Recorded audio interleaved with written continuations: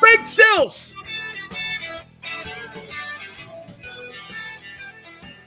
Start of week 10 of the National Football League starts tonight with a dud. I mean, Carolina and the Bears. Holy cow. Do you talk about two teams talking about April? Man, hey, that thing right now, tonight, is going to test your loyalty to football. Do you love the NFL? That thing's like an exhibition game. I can't even tell you who's quarterbacking. Holy cow. We're going to have some fun today here, though, too. And by the way, I hope this topic right out of the gate doesn't piss you off. I really do. Hey, for the Eagles, it's resting and recharging time. You get to sit back with family and get to watch the league, and you get a chance to recharge yourself again as you make the second half push. And I think that is so – I think the Eagles may have had the best bye of any top contender team in the National Football League. I think they got the best bye at the best time, even better than a year ago. Because, I mean, recharging, retooling, rethinking, so many different things that you could be doing right now as you go into that second half of the season.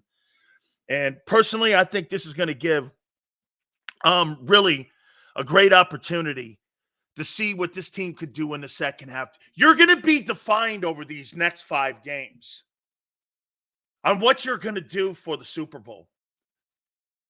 You basically start your playoffs when you come out of the bye against the Kansas City Chiefs. Okay? Really. We're going to talk a little Carson Wentz here, too, at the top. Got to say this to you about Carson Wentz. I saw it in Los Angeles, and they introduced him. How he handles himself in Los Angeles will determine his future in the NFL. It's an audition. He won't be a Ram next year. But he's auditioning. And you know how else he's auditioning? He's auditioning to show people that he can handle certain roles and being put in certain situations. Can he handle adversity is the most important thing. This is going to define him and what people either thought of him or maybe there was a misconception of him. Because Carson Wentz, right now in his life, there's question marks not about his ability. When you look at Carson Wentz's numbers, it's not about his ability.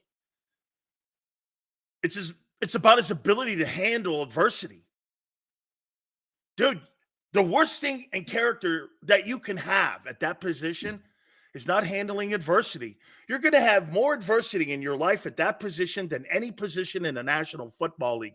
And you've got to handle it. Carson Wentz had a great year in Indy. I don't want to hear anybody go, Carson Wentz, he had an okay year in it. No, he didn't. He had a great year in Indy. He had a great year. It was a super year in Indy. I mean, that's not a bad year. He had a shitty owner. He had another shitty owner in Washington. Look at how everyone went. Well, look at Washington. It was a shit show. Look at the guy running it. He's got to overcome that, though.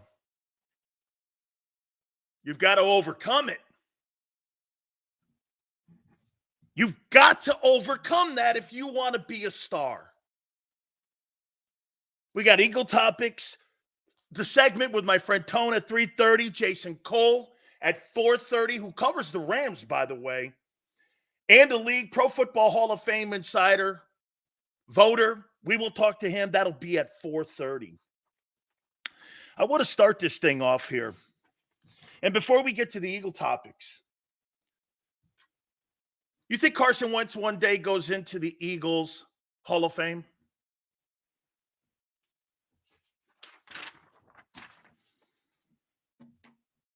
You think one day Carson Wentz will be considered for the Eagle Hall of Fame?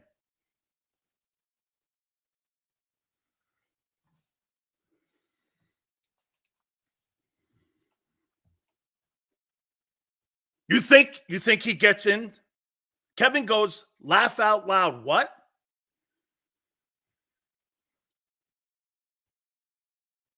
Hell no? No? Let's take a look at that. Burt Bell MVP. Same award.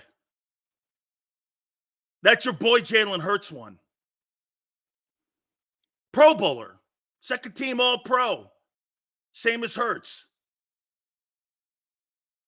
Fourth all-time in passing yards in Eagle history. Fourth in completions in Eagle history. Fourth in TD passes in Eagle history. Season. Number one passing season in the history of the Philadelphia Eagles belongs to Carson Wentz in 2019 with 4,039 yards passing. 2016, the fifth best season by an NFL quarterback by the Eagles with 3,782 is owned by Carson Wentz. 2017, the Super Bowl.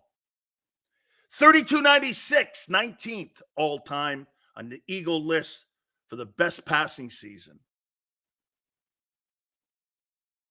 TDs, 2017, number one. So wait a minute. Carson Wentz owns the single-season passing yardage number and touchdowns. And he's sixth in 2019 with 27. 2018, he's 20th with 22. 2016, he's 37th with 16. 2020, horrible year. He's also 16th. And he has the Super Bowl. Name me a quarterback who has had more accomplishments than that guy. Donovan? Okay. To some extent, Randall. Hurts hasn't accomplished this yet. He's accomplished the same stuff that Jalen has accomplished. Now, Jalen, the advantage he has, it wasn't a dual threat, so to speak, with Foles and Wentz in 17. It was all Jalen.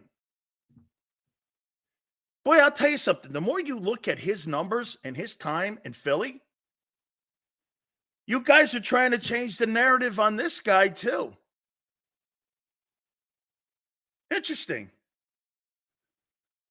Everyone knows how it ended. Look at how shitty it ended for Donovan. The Eagles were so pissed off, they traded him, didn't they, to Washington? Divisional opponent? Or was he a free? I remember how that played out, how he landed in Washington. Am I serious? So wait a minute. Kayvon goes, am I serious? I'm asking you the question for a guy who's accomplished just about everything there is to accomplish as a quarterback in Eagle history. Why are you denying the history of Carson Wentz in Philly? He's going to be defined in Los Angeles by his attitude. I'm pulling for him. I'm pulling for him. But when you look at Carson Wentz and what he has accomplished in Philly, you're telling me he's not one of the greatest quarterbacks in the history of the Philadelphia Eagles? Say it with me. Carson Wentz is one of the greatest quarterbacks in Eagle history. Can you? Or won't you?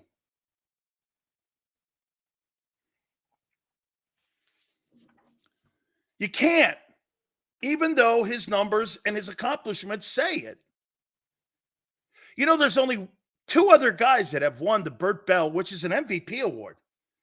It's Ron Jaworski and it's Jalen Hurts and Carson Wentz.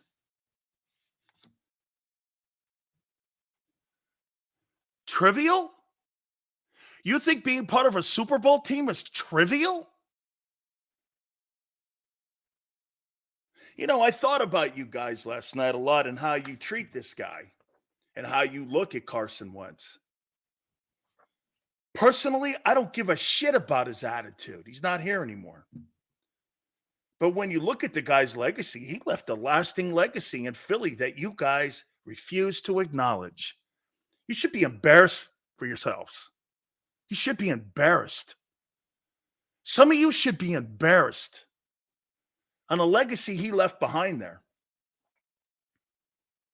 Yeah, but Sills, it ended shitty. I don't care. It's the winningest time in Eagle history. And you'll say this to me now. No, now is. No, it's not. Not yet. In Foles, we trust. Funny. Couldn't keep his job in Philly either. That guy was a substitute teacher. Nick Foles will go down as the greatest NFL substitute teacher of all time. That's it. Nothing more, nothing less. But some of you would rather put him in the Eagle Hall of Fame than Carson Wentz, right? I get it. Well, this guy's not mentally tough. That's not what his resume says. That's not what that game in Los Angeles said. Funny, man. How some of you are Cowboy fans.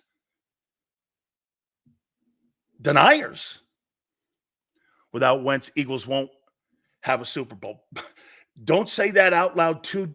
Hey, Latin, don't say that too loud. How we treat him, bro? We gave up. He gave up on all of us. Carson Wentz gave up on all of you? I'm not talking about his attitude. I'm talking about his accomplishments. You're tying both of them in. You make it sound like he's your buddy. I could give a shit about him.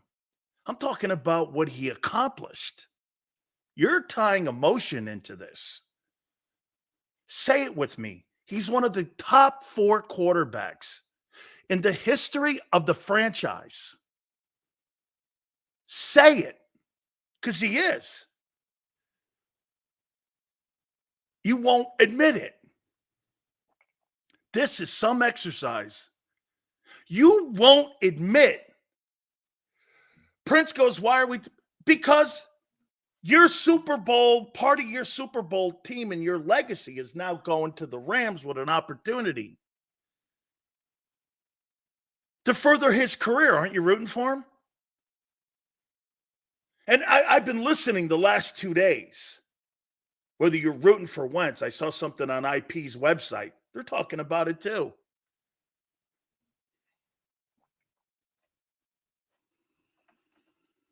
Eagle fans, it's almost like he's the bastard child. Isn't it? He does not have the numbers to be a great quarterback in Eagle history, says Steve. Well, I say he does. 16,811, 4th all time. Best passing season in Eagle history, best touchdown season in Eagle history. He's got the 5th greatest season in Eagle history. He's got the 6th best touchdown season in Eagle history. He's 4th in completions, Pro Bowler, MVP, winning record. He doesn't? Wentz quit on you. I'm not talking about attitude. I'm talking about resume. You're tying both in, your emotions. Not single season. There's multiple seasons. I cannot believe how some of you are, this is not a shade on Jalen. This is something that I would like to know personally, why you can't give this guy, and should he be an Eagle Hall of Famer? That's the question.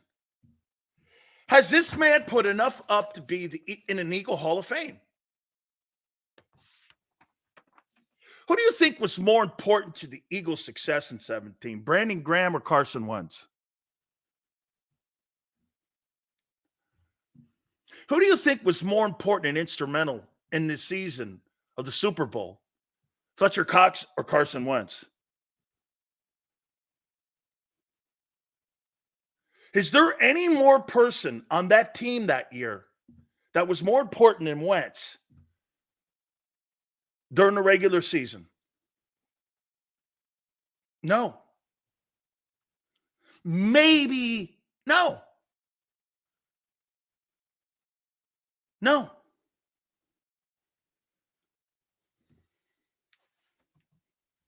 Is he an Eagle Hall of Famer? He won't get in because you know why? One of the strongest fan bases and one of the most impactful fan bases would blow a gasket if you put that guy in. Who's that guy, Tone, that they just put in to the Phillies Hall of Fame and he hates Philly? What's that guy's name? He didn't want to be involved in it. What was that guy's name? He was a Cardinal. What was that guy's name? No one had a cow with that guy. And that guy hates you. Who's that guy that the Phillies just put in? And like he was supposed to go like on the Wall of Fame or something with the Phillies. Scott Rowland, that's it. He said, that's okay. Thank you, no. Scott Rowland, right? Scott Rowland goes, no, that's all right. Nobody had a cow with that. No, not this guy who helped you win a championship.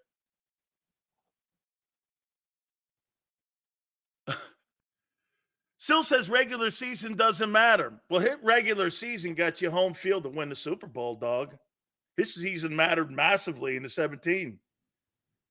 Hey, dog, you can say, here, LJ's one of those guys who doesn't look at Wentz at all in any kind of way whatsoever as one of the greatest quarterbacks in your franchise's history. What a tool.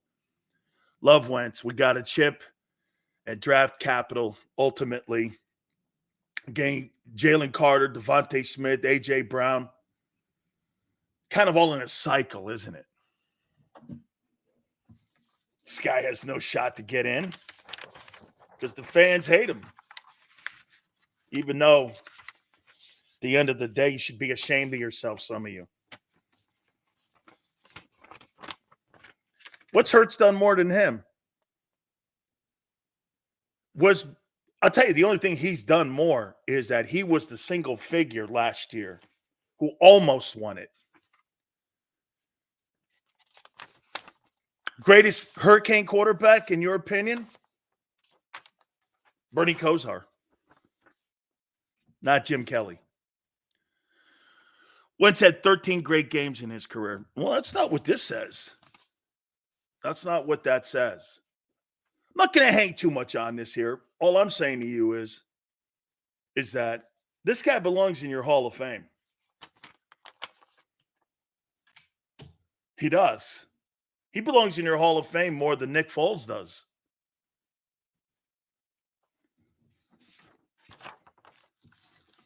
Foles had the greatest moment. Carson's had the greatest seasons.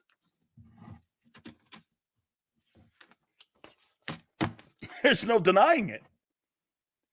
His body of work proves it. Interesting.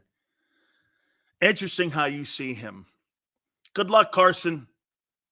I hope you take full advantage of your opportunity in Los Angeles with Sean McVay.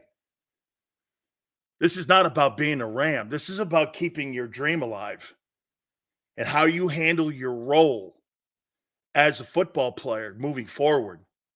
They're not going to gauge him on what touchdown passes and all the rest of that stuff. They're going to gauge him on role, how he handles himself, how he is ability to be coached. That's what you're going to be handled on. All right.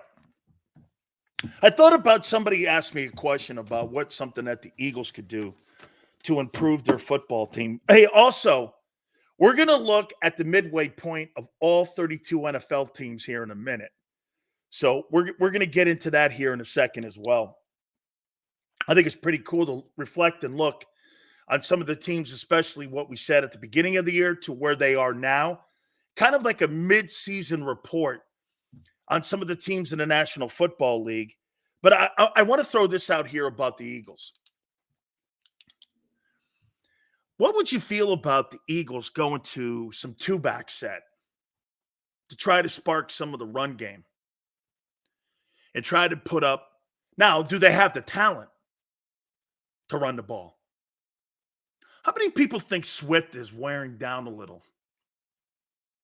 I got to say this to you. I see why Detroit moved off him.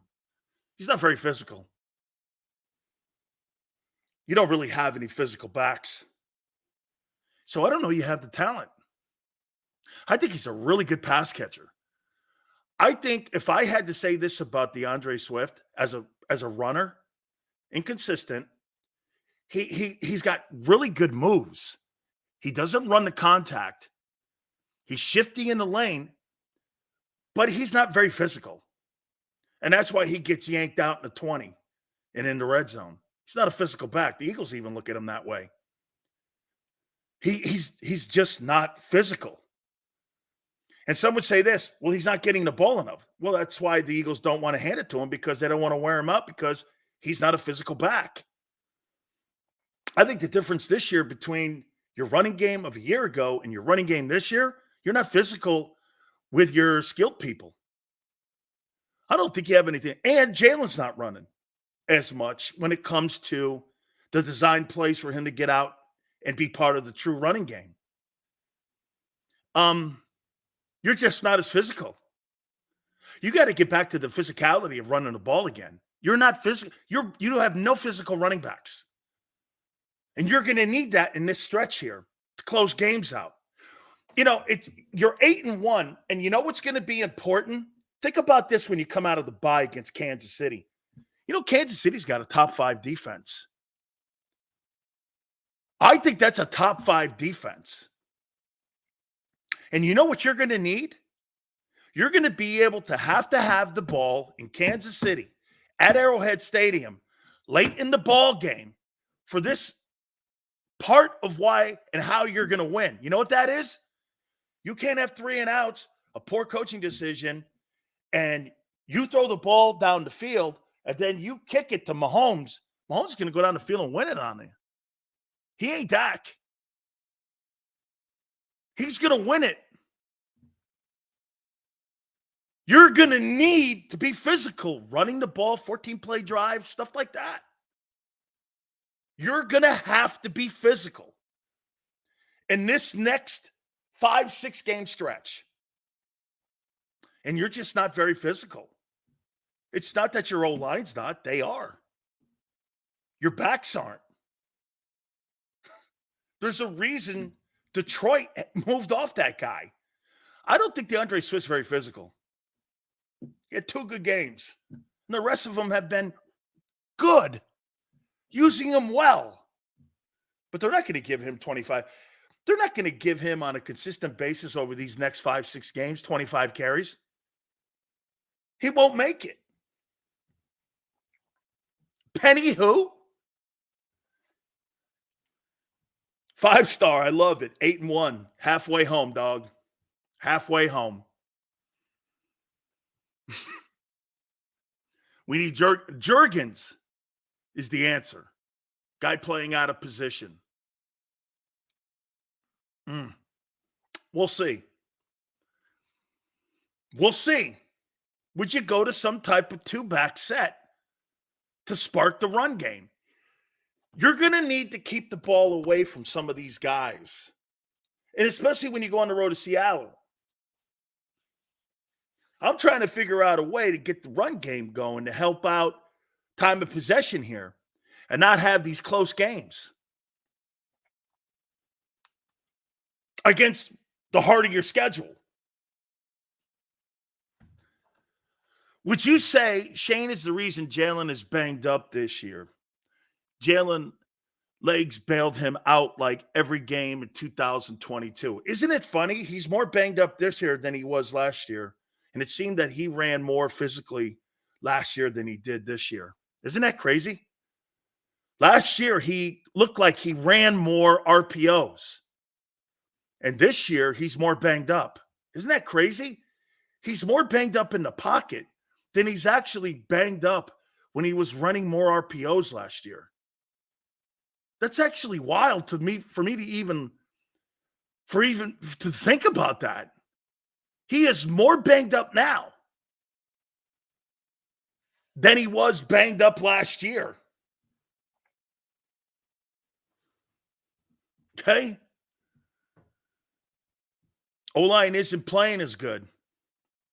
O-line is not as good of pass protectors as you think. They're hey, what's the difference this year between when you look at the pass protection versus the pass protection of a year ago? Your backs don't block as well, protecting the quarterback. And your quarterback's getting hit more and giving up more sacks. Now, again, you know what that becomes more of? It's so much. Get this. It's not the fact that your O-line is not good pass protectors. It's just more volume of pass rush attempts. Don't you see that?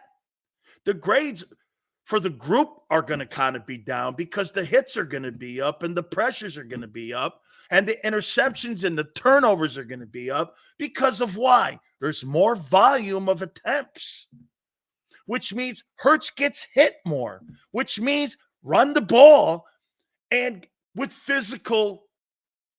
I don't fear anybody you have on your football team on the offensive side except for A.J. Brown and Jalen Hurts. Sometimes Devontae, who, quite frankly, the first half of the season, when someone goes like this, well, he's on pace for 1,000 yards. So do you think having a guy like Devonta Smith and averaging like 59 yards a game, do you think that's dominating? I mean, are you concerned about a guy who gets around 59 yards a game in the receiving end?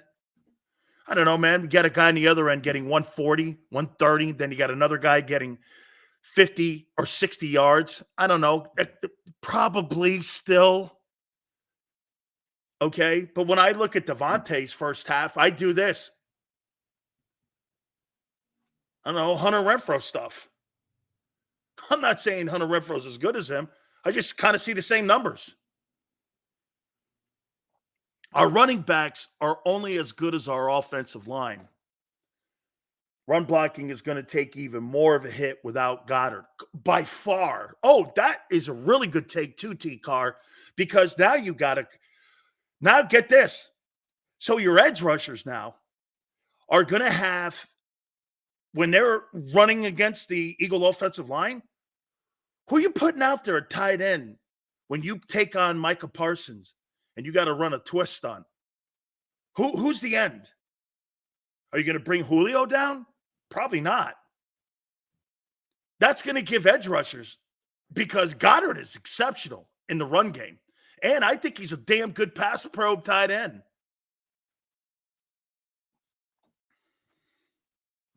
Are you going to go with unbalanced line?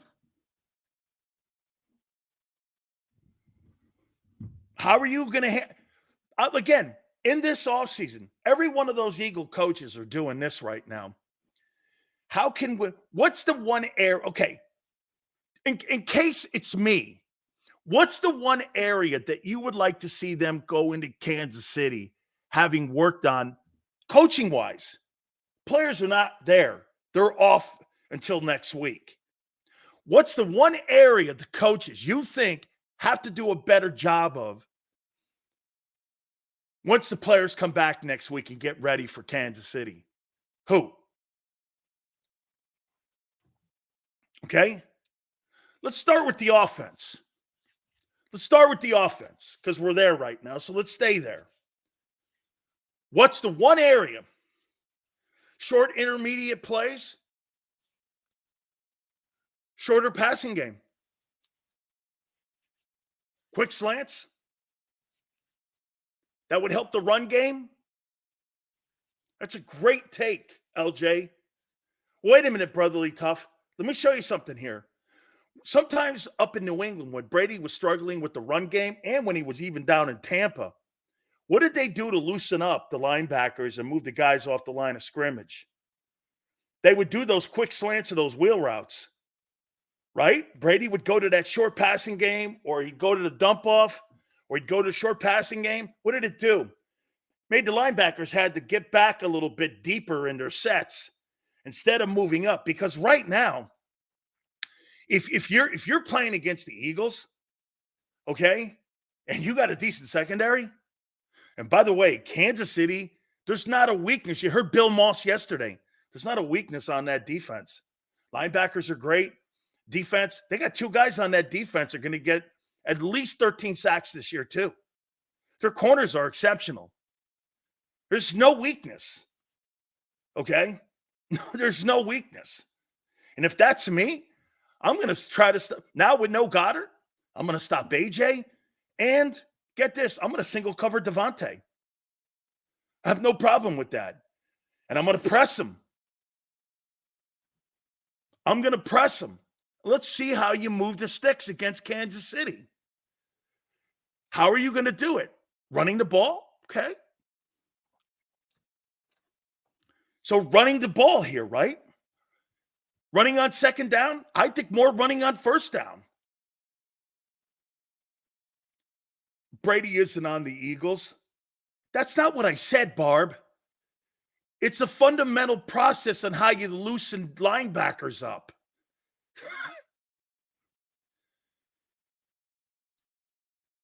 That's when I make a comment like that, I said how Brady would loosen up the run game.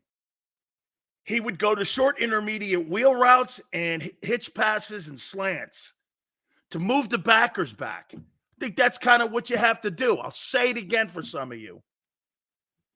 Good night. We aren't forcing any turnovers. I'll get to the defensive side here. Every team in the league isn't perfect. Correct. Last year, your team was perfect almost. This year, you're not, but that's okay.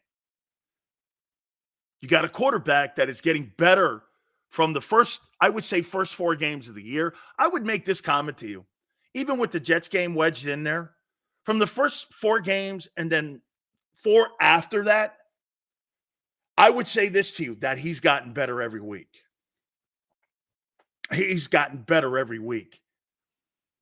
You can't be each week, and we have proven that 8-1 and still not satisfied. I would say this to you, David.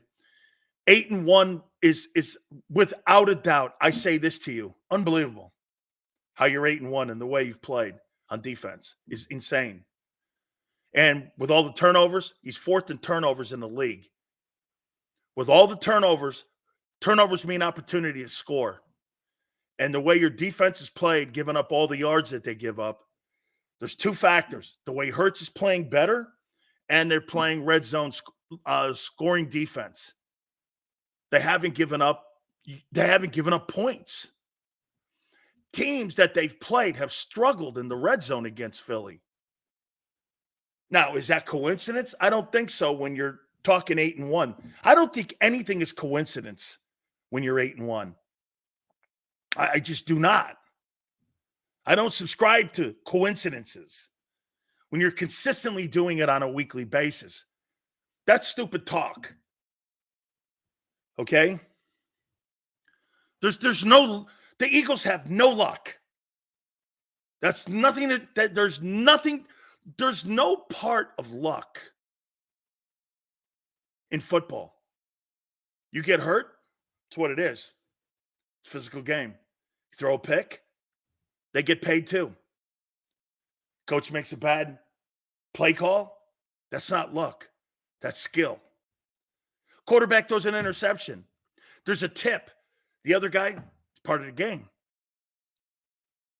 Luck is something that you have when you win the lottery.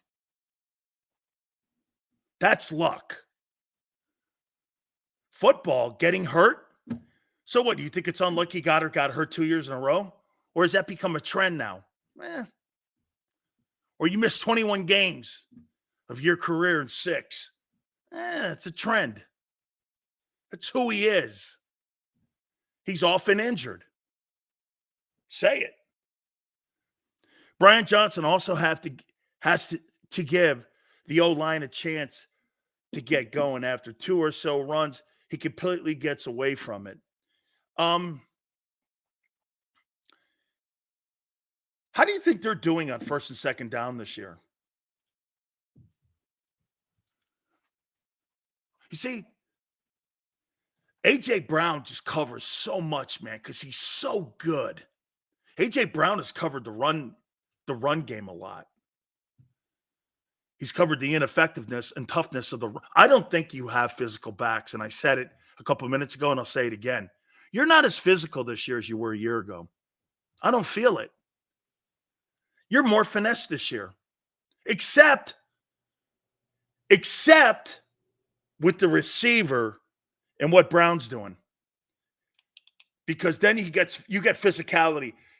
The most physical offensive football player outside of your quarterback, there's two, Jalen and AJ. The rest of them, skilled, are not physical guys. I wouldn't put Kenneth Gainwell as a physical guy, and I wouldn't put DeAndre Swift as a physical guy. Hey, and there's not a chance that Swift has replaced Miles Sanders' numbers a year ago. That is by far not going to happen. You think DeAndre Swift's going to have nearly 1,300 yards and 11 touchdowns this year rushing? No way. And then when you start telling me this, well, he may have that sales in total yards. That's finesse. That's not physicality. Jalen Hurts had 50 yards rushing a year ago? You think Hurts has 750 yards rushing this year? So if you have 750 yards rushing this year and Swift has around 700, well, you had 21 or 2,200 yards rushing last year with two guys. And you had 24 touchdowns. You think you're on pace for that? Do you believe that you're going to get 24 touchdowns between the quarterback and your backfield this year in touchdowns, rushing? You guys always want me to bring up the rushing numbers. Well, let's do it. I'm trying to tell you they're becoming a tad bit more finesse than I want. Okay? And it's kind of affecting the run game here a little bit. You're covering it really well here. Last year's 8-1 versus this year's 8-1. Would you say you're as physical as you were a year ago? Would you? Jalen has 316 so far. Who's that? Jalen or too many third and longs compared to last year? They still get a good completion rate and completion percentage on third down. Thank you, Peter. Okay? Thank you. Okay. 354. Okay, so 354 last year. And like I said, no. I didn't say. So you're going to get about what, 700 yards this year from Hurts? Last year, he had 1,300 yards and 11 touchdowns from Miles Sanders, correct? Let's just say Jalen had 750 last year. That's 2,000. And what do you have? 13 touchdowns rushing? That's 24 TDs and almost 2,100 yards. Do you think you're getting that out of your backfield and your quarterback this year? Do your homework. Do you? Morning, what's the rule on a lateral pass? Can you do a rugby-type pass to an open player? As long as it's behind you. 7 TDs now. Okay? So he'll have 14. And how many touchdowns does Swift have at the halfway mark? He's on pace for 4. Correct?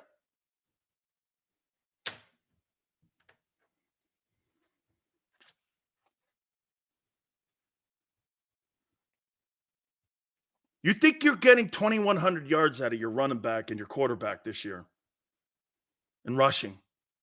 Yes or no? Swift has 3 TDs, on pace for 6. Last year, the guy you had had 1,300 yards and 11 touchdowns. Completely underwhelming compared to what you didn't replace him. And you became more, in my opinion, finesse.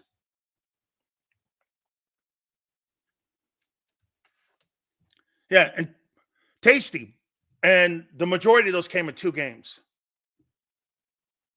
2 games. Sales, did you see that Swift got fined for trucking the defender in Washington game? No, I didn't. Players are being taken advantage of by the NFL. What did he get fined for? What did he? I didn't see that. What did he get fined for? I did not see that.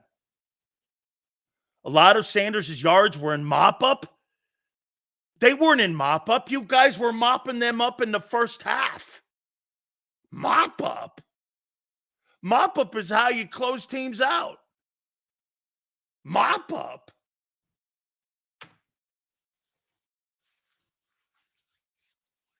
Keep making excuses.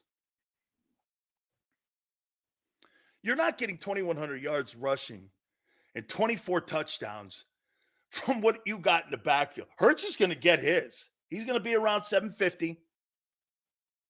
Okay? He's going to be around 700 yards, 10 touchdowns, 11 touchdowns. You ain't getting nothing near that in the run game from any one of those guys. You watch. Swiss numbers will go. The rushing attack is going down. I mean, you're hanging around the C-note number for the last 4 weeks. That's a month. Peter goes, our backs won't get Sanders numbers because vanilla Brian Johnson play calling. No, I think that you don't have the talent and the physicality part in running the ball. I don't think you're as physical. Petro goes like this. They're going to get 2,000 yards. I asked you from 2 players. 2 players. You think you're getting 2,100 yards? Really? Okay. Not happening. Swift will not be a 1,000-yard rusher this year. Not a chance. He was fined for unnecessary roughness. That I did not see. The NFL fined Eagles running back DeAndre Swift $98.57 for unnecessary roughness that occurred on Swift's truck over safety Percy Butler toward the end of last week's win in Washington. You're going to have to, I did not see that. I did not see that. Okay. Now, like I said, fact, 2 guys. Not 3 guys, 2 guys. You can't hear me. We'll see if DeAndre Swift has it. Not a chance. Not a chance because they won't give him the ball enough. Again, if they were giving the ball to him 25 times a game, sure. Sure. But see what's going to happen over these next 6? You're going to be limited in possessions. Because you're taking on great quarterbacks. You're not going to have the same ability to have sustained drives because those teams are good too. It's going to be limited. So those numbers for like here, it's funny because, we talked about Jalen. I completely think Jalen outplayed Dak Prescott massively on Sunday. And for whatever reason, still the national media is going about their business now. And I'm going to give you my take on the Cowboys and where they are at the halfway mark here in a minute, because we're going to start doing that. But Jalen's taking full opportunity as he's going into the season and he's prepared himself for these next 6. And I'll say this one more time to you. He goes 4-1 over these next 5 ball games. He wins the most valuable player award. Chris says Hurts isn't running the ball enough to get more than 600 yards. Well, you don't have the same numbers from a year ago, and the physical part of the running attack a year ago will not be duplicated this year. That kind of what makes it look a little different. Then at the end of the year, those 2 men, they were dominant. Sanders for whatever we think of him. And do I think he's a one-year wonder? I do. But again, at the end of the day here, they still accounted for 2,100 yards rushing. I mean, 2,000 yards rushing, both of them. And 25 touchdowns. I mean, that's quite a bit of production, don't you think? How many people think that 2,000 yards and 25 touchdowns in a run game between two guys is a lot? I mean, right? Don't be stupid and go, nah, we're going to cover it. You're not. The 2022 team, at the point of attack, was more, again, they were more physical. Hurts wasn't hurt as much. This year, they're asking him to throw, and he's hurt more. It's complete. As you get into these next 5 games, you're going to have some physicality here. Your run game is not damn good. Look at the numbers. I know. Do you really believe? I'm not going to debate it. You're not going to get 2,000 yards and 25 touchdowns from two guys, from Hurts and a back. Hey, you look at the numbers? Okay. I did. You're not. All right. I went alphabetically here.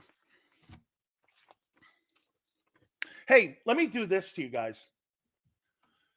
Sills, is the Philadelphia Eagles at the halfway mark? Are they the best team in the National Football League? Right now, today, would you say the Eagles are the best team in the league?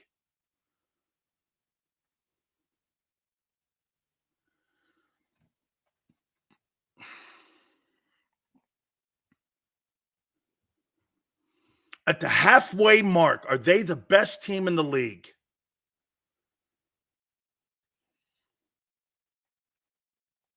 Yes. Last year, for sure. This year, yes. Yes. Okay? It's you, Niners, Baltimore, like that. Okay? Halfway mark, it's remarkable. I think it's insane what you've accomplished. With many, hey, would we not agree that this year's 8-1 team has far more questions moving forward than last year's team? Last year's team, we were all like this. Wow, what is going on? They're waxing people. This year, we're like, how are they doing it? Don't you see there's a different dynamic there this year compared to a year ago? Last year, I think we were probably a little more shocked and surprised. This year, the expectations probably dampen that a little bit too. For being fair here, there's more expectations, and so when you don't see something that looked like something like a year ago, hey, you know what? You know what I'm doing? By the way, I'm comparing you to last year. I'm not comparing you to the league. You should thank me for that. I'm not comparing you to me. Comparing the Eagles to the Cowboys is a joke. Me comparing the Eagles to the Lions is a joke. Me comparing the Eagles to 2022 Eagles, now we're talking. That's the standard you set.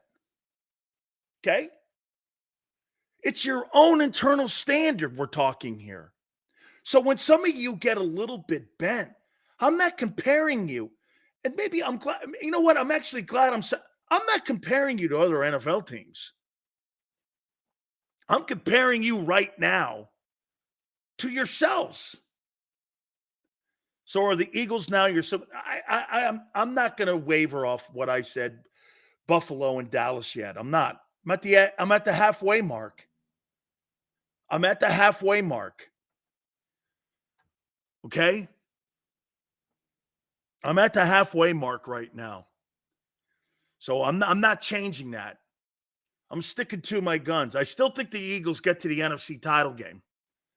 Do they get to the Super Bowl? I'm still going to say no. let me get into the league here. And again, Phillies won. Phillies won, okay? I put these teams down here, and I did some work last night on this, and I looked at all the teams as we're at the halfway mark of the NFL season. And as we go down this list here, this is my assessment of where some of these players are and some of these teams are right now. Arizona's at 1-8. In my opinion, that thing gets a D.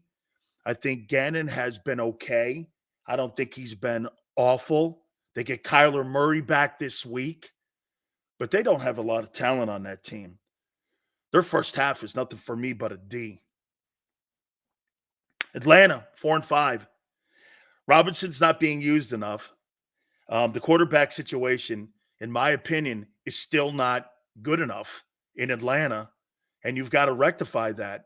I know that they were hoping that they were going to land Deshaun Watson or someone else, but Desmond Ridder, in my opinion, Arthur Blank made a mistake. They should have went after and got a quarterback either in the draft, traded up, did something, but he's not the guy, dude. But I do think at 4-5, it's not awful. So it's like C hanging in there. Baltimore, 7-2, outstanding. Great wins against Detroit and Seattle. Todd Monken has made a massive impact on Lamar Jackson. That thing's a B+, sitting at 7-2. They're playing great football. That's a frightening team. And you know what, too? They don't really have a lot of deficiencies on defense. Their secondary's playing lights out. And I got to say this to you. Kudos to Roquan Smith. Can you imagine Roquan Smith still being in Chicago with that shit show? Roquan Smith has solidified that defense. And I would say this to Howie Roseman. Why don't you go get Devin White in the offseason and solidify your defense? Because there's a reason that Baltimore now has one of the better units. It's because you went out and spent $100 million on arguably the second best interior linebacker in Roquan Smith. He's helping stop the run. He's great in pass coverage. He's Fred Warner, man. You could go get Devin White down in Tampa, put him in the – can you imagine having this if you're Howie? You have Jalen Carter, Jordan Davis, and Devin White behind those two. Do you think anyone's ever running the ball on you for the next 10 years? Philly A1, Baltimore 1B, tops in the league. I probably in there, LJ. Why wouldn't you spend that money? There's nobody in the draft you're going to draft that you are going to find a 5-star LB like that in an MLB. Hey, no disrespect, dude. I'm sick of saying this about this guy, Nakobe Dean. Let's just say this. He'll never be an NFL middle linebacker or Mike linebacker. You know why? He just can't stay healthy. I can't even tell if he's good. And he can't stay on the field long enough for us to find out if he's good. I'm moving on from that. Because you know what you can't do? You can't coach injury. And you can't build defenses around injury-prone guys. You can't. Sills, is he good? I don't know. I can't wait around here. I got a quarterback I'm paying $50 million to. I just invested 2 first-round draft choices in my DTs. I got an edge rusher I got to worry about whether or not I'm going to pay him $25 million or not. I got to replace Brandon Graham. I got to get 2 new corners, and I'm going to sit around and wait for a Mike linebacker whether or not I can find out if he's healthy or not. No, thank you. Dude, this is sense of urgency, not waiting around and seeing if a guy – get this, this isn't the Brandon Graham story where a guy came on and kept coming on and kept coming on. This is the guy who's always hurt. Can't wait around, son. If you're in the tub, can't wait around. Go get Devin White. You could pay a guy. How old is Devin White, by the way? Is he 25? You could have a guy in that position for the next decade behind those 2 dudes that you just invested in. How old is that guy? He's 25 years old, and he's the captain of a Super Bowl defense. And he's got a ring. I don't know, man. I might want to pay some money for that. Roquan's 26. Jesus criminy. What's Fred Taylor, dude?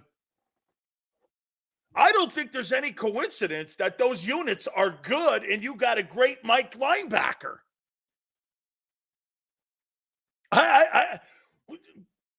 Warner's got to be like 28 at least. It's got to be. I never thought of this. So Roquan Smith's 26 and Fred Warner's 26. And those guys are the Mike linebackers on the 49er defense and the Ravens defense. Tell me, wait a minute. If you don't think it's coincidence, okay, Warner was a third rounder. Holy cow, John Lynch. And he's a $20 million a year guy now. Dude, look at those two guys. You spend money on the mic? Hey, Howie, spend some money on a mic. Okay? Practice squad guys aren't going to cut it. Holy cow. Oh, man. Hey, how about this? Think about this too, Tone. Everyone, think about it. You put Devin White in the middle of your defense. Does that help your pass defense, you think? Your blitzing? Your run defense even more? Your sideline to sideline run defense too, setting the edge? Covering tight ends? Hey, George Kittle and the rest of them dudes aren't getting over on him.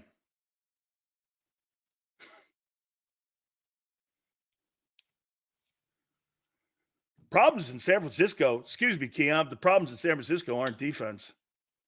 Problems in San Francisco are offense right now because they're hurt. Hey, and Keon, we'll find out how good you guys are too with the loss of Goddard here coming up in Kansas City. We'll find out. Every dominant defense in history had a stud LB. Who was the Mike linebacker on that 17 team? I forget. Who was the Mike linebacker on the Eagles 2017 championship football team? Who was in the middle of that defense?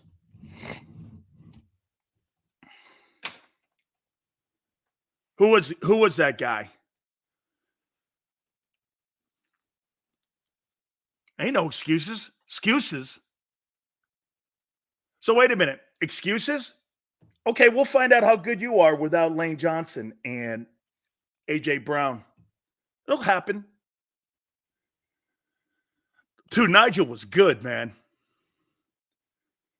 Nigel was good. Jordan Hicks, those guys were good ball players, man. Those guys were good. I like those guys, man. Great scrape lane guys. They were good ball players, those dudes. Okay? Those guys were good, man.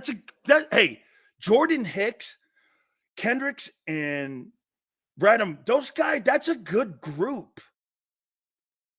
Those guys could all ball, man. Not over the top like Roquan and them guys, but that's a good group. How about this? That's a talented group. I'll tell you this, that 17 team compared to your linebacker group now with Christian Ellis and these guys that you have now compared to that group, no close. No, thank you. Okay? No, thank you. That 17 team, they were superior there at linebacker. That's a good group, dude. Huh, interesting. I don't think there's any coincidence that Roquan Smith goes to Baltimore and solidifies their defense. I don't. Buffalo, here's what I say about the Bills. This is my Super Bowl pick to play against the Cowboys. B-, 5-4. But I would say this to you. Way too inconsistent, man. 5-4. Quarterback's having a great year. Their defense is not looking good. Okay? They're just not looking good. We're great at developing linebackers, but then we don't re-sign them. Dirty Dirty D, what linebackers have you developed that you've drafted? Can you name me one? Can you name me a linebacker that you drafted? When you say that, can you name me a linebacker that you drafted that you developed? We develop stud linebackers who end up on other teams. Like who? Who did you draft? What linebackers have you drafted? That's one of the biggest failures in how he's drafting has been backers and corners and truly edge rushers. UDFAs, okay, fair enough. And free agents, sure, that sounds right. But drafting, you don't have a very stellar record under Howie Roseman at linebacker and corner or edge rushers, or for that matter, receivers. So don't make it sound like that guy's been slammed again. Okay, I mean, welcome to the group of the NFL guys. Okay? Buffalo's got to be better, man. Maybe B- is too high. Probably C. I'm going to take that out of there. Do more C+, because I think they've underachieved. That's too B anything is for the Bills is too high. Carolina, 1-7. That's a total F. Hey, and by the way, it looks like they missed on the holy grail at quarterback, doesn't it? They took the wrong guy. Look at the difference here and the fates of organizations. The Houston Texans chose the right holy grail, and C.J. Stroud, and Carolina chose the wrong. But what's the problem with Carolina? Look at the equity they gave up to move up to get him. Look at the draft choices that they lose because of that movement to get up and get Bryce Young. You're basically losing 2 1s when you do that. And that is the disaster of this whole conversation here. And why that Carolina, if you're David Tepper, the owner, you're looking at this and going, shit, this is in that Trey Lance kind of conversation. Okay? I mean, absolutely ridiculous. Chicago's a shit show. Total shit show. Things an F, 2-7, going nowhere. Cincinnati, it's a funny grade here. What would you give Cincinnati? I'm going to give it a B. I'm going to give it a B for Joe Burrow because right now they're one of the top 3 teams in the league, the way they're playing. I think the defense is coming around. Jesse Bates, they lost him in the offseason. I think they had to come around. Hey, guys, do me a favor. What's the defensive coordinator's name? Anatello? What's his name? It escapes me. The DC in Cincinnati. I think he does a really nice job. And I think it took them a little bit of time to overcome that Jesse Bates loss because he was a good player. Lou's a fantastic defensive coordinator.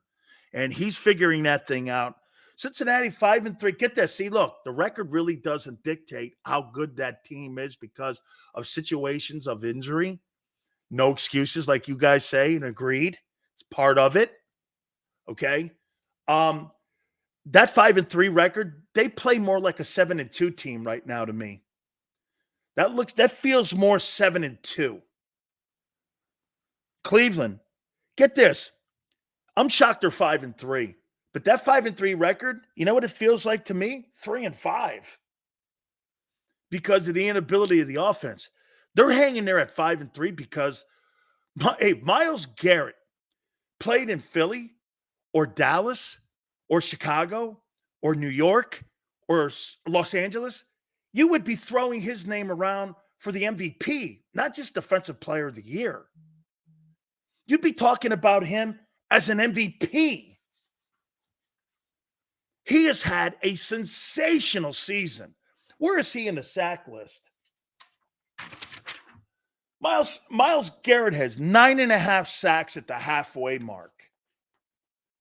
This guy's on pace for 20 sacks. on the number one defense in the NFL. I mean, he's on pace for 20 sacks. That's insane. It's how good he is.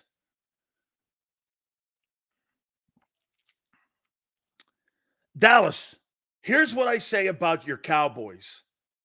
And the people that come in here from Dallas, and I know many of you watch the show, they're 5-3.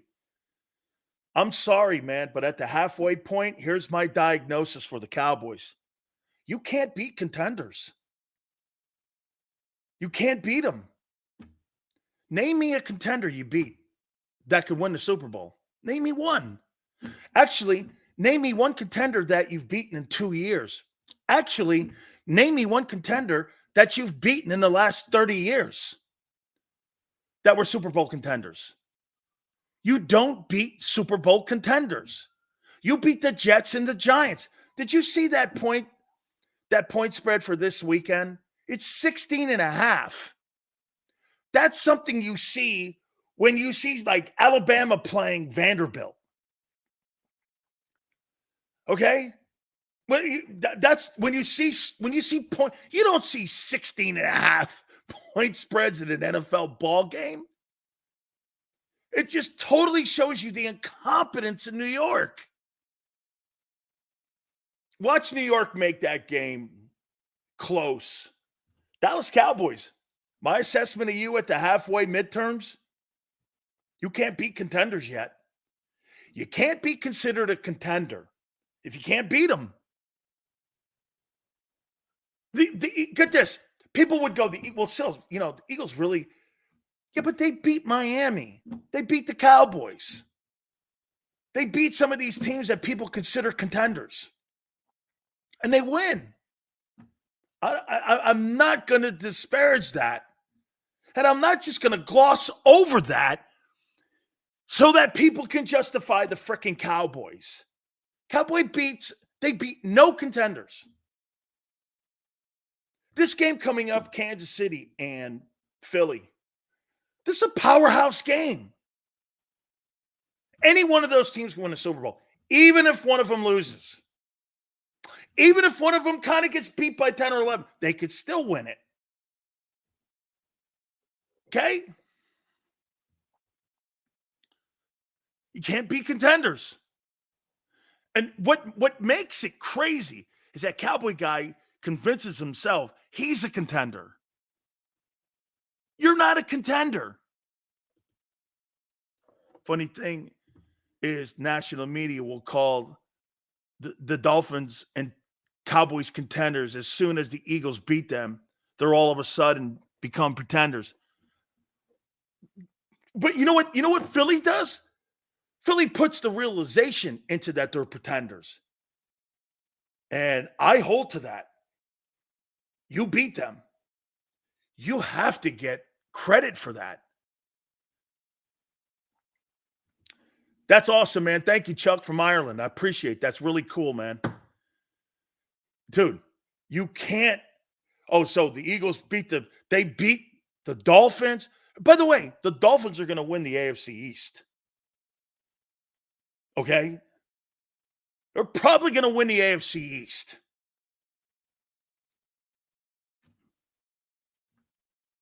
Is it Denver? I don't know. Hey, Cowboys grade? What would I give the Cowboys for a midterm grade? I don't want to make it too. I don't want to make it too rewarding. Because what are you celebrating? You're 5-3. You got your shit pushed in by Arizona, San Francisco, and you got beat by your division opponent and the leader in the clubhouse at the halfway mark.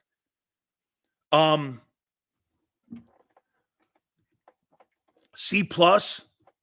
That's probably as generous as dude, B and A, you got to do something special and have them.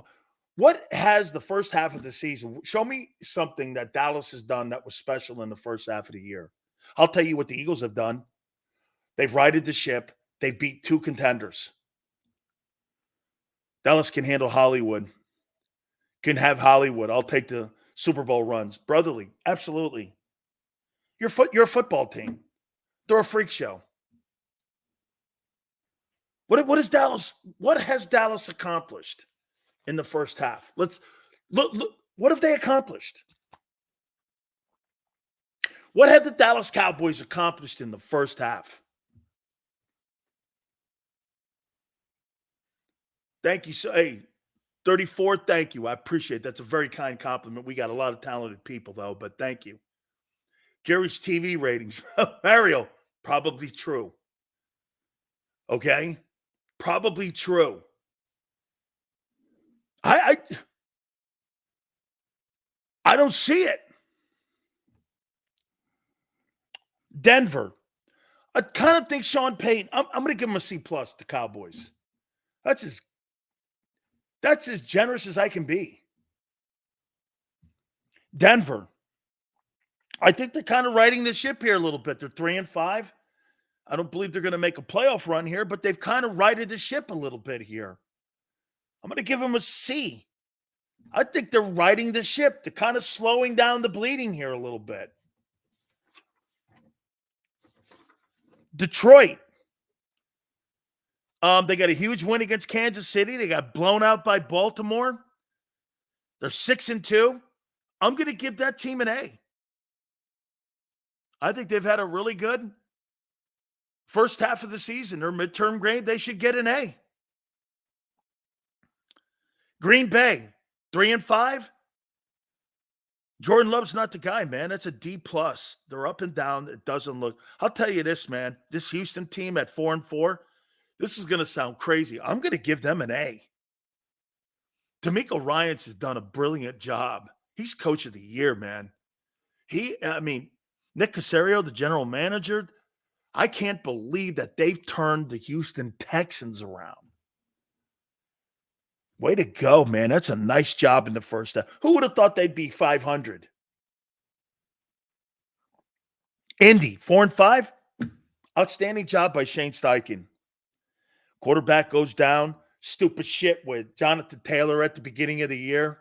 Has to deal with that pot-pilling maniac, Jim Irsay.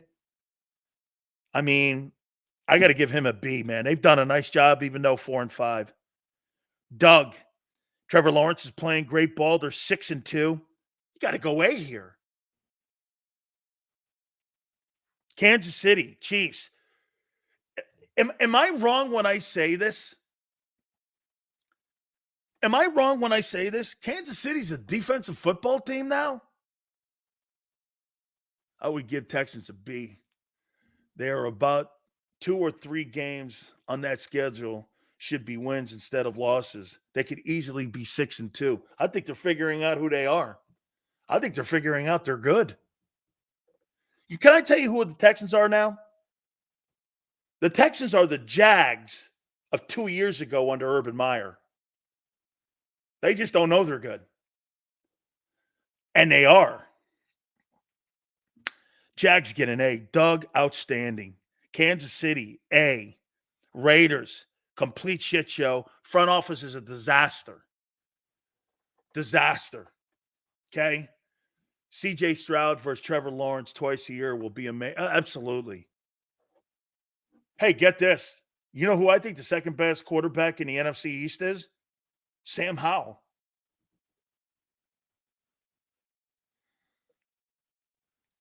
I'll tell you what, every time that guy plays against Philly, he is.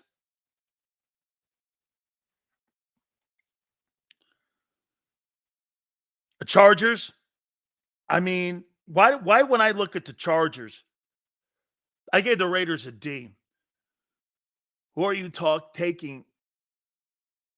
Who are you taking on defense coordinator, Jim Schwartz or Spags?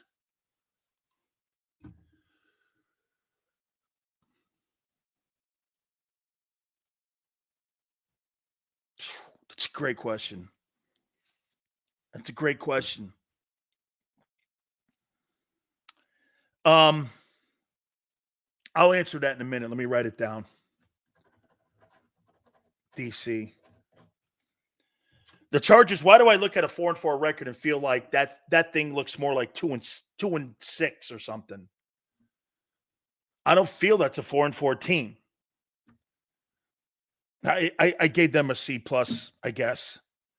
Rams, I thought they'd be better. They're 3-6, D. Miami, hey, I mean, dude, you're 6-3, B plus, I guess. But you're one of those teams like the Cowboys. I mean, you got to beat a contender. You can't beat Buffalo and you can't beat Philly. Wake me up and knock on the door when you beat somebody that's important. You couldn't beat Kansas City last week in London or Frankfurt. Minnesota, B. That's a great job of coaching up there, man. They're 5-4. I pray to God Josh Dobbs gets it done. New England, F. Awful. 2-7. It's not out of the realm of possibility that they're the worst team in National Football League.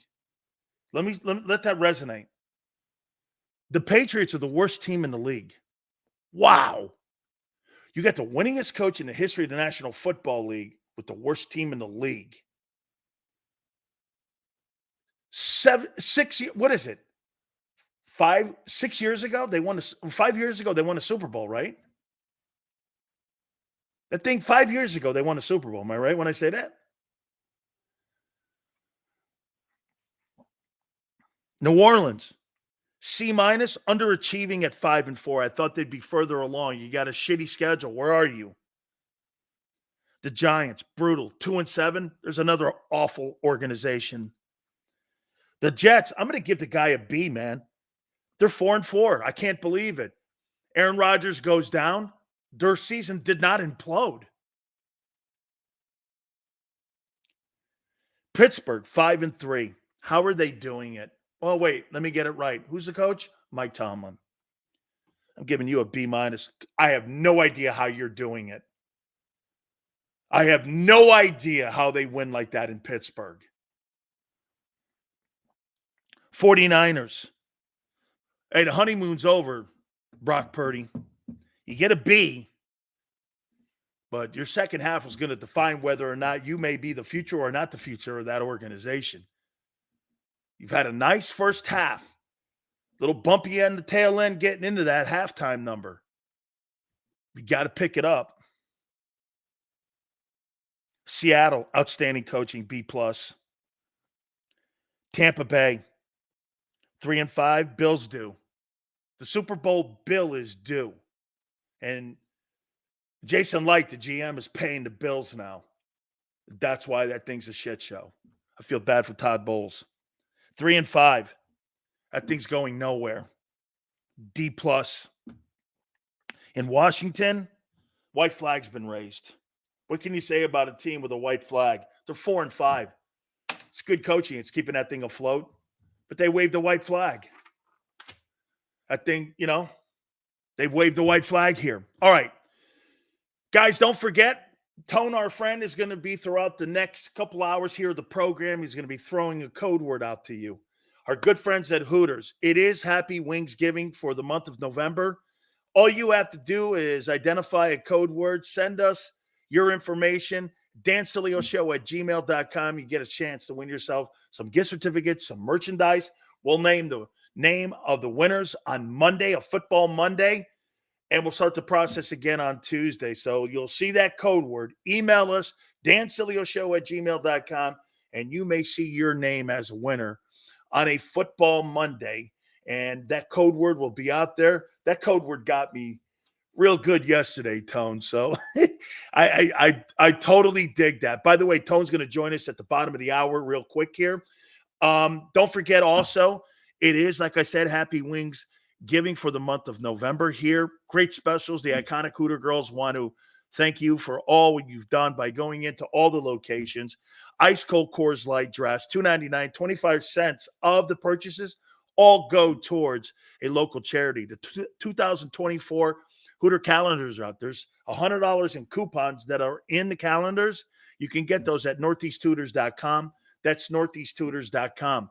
Lunch specials, Monday through Friday, 11:30 to 3 p.m., boneless wings. Happy hour, Monday through Friday, 4 to 6. 6 items, $6. Try the fried pickles. You'll absolutely love them. Tuesdays, buy 10 wings, get 10 boneless free. Wing Wednesdays, 1983. Go to northeasttutors.com. That's northeasttutors.com. And when you're rolling in any one of the facilities, do me a favor. Tell them Big Sil sent you.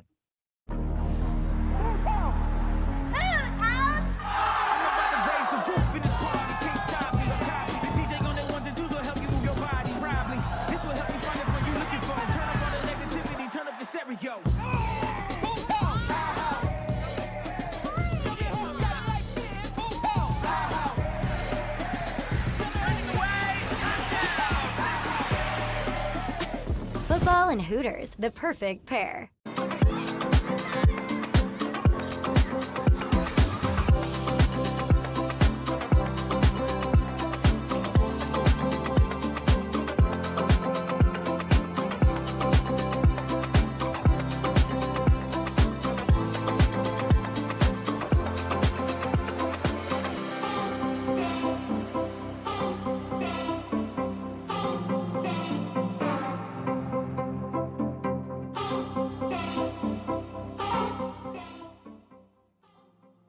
If you own a company and you're not producing a podcast, you're missing out. The public consumes messaging when they're ready. Join the professional podcast network of companies and let JAKIB Media Partners put you in the podcast arena. Come to our professional studio or we'll come to your place of business and professionally produce your company podcast. Call JAKIB Media right now at 267-261-3428. 267-261-3428.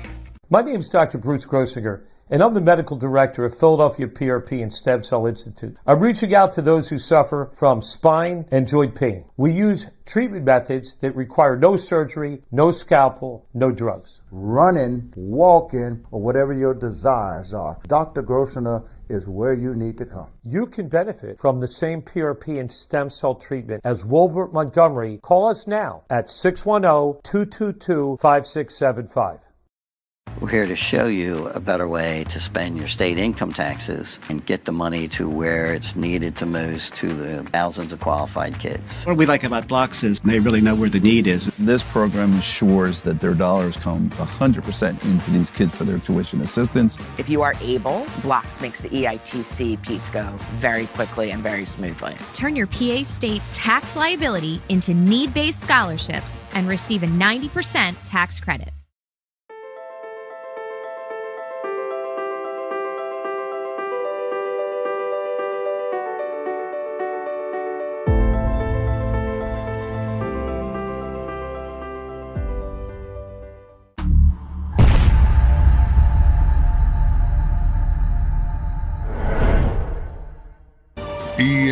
EAGLES, Eagles.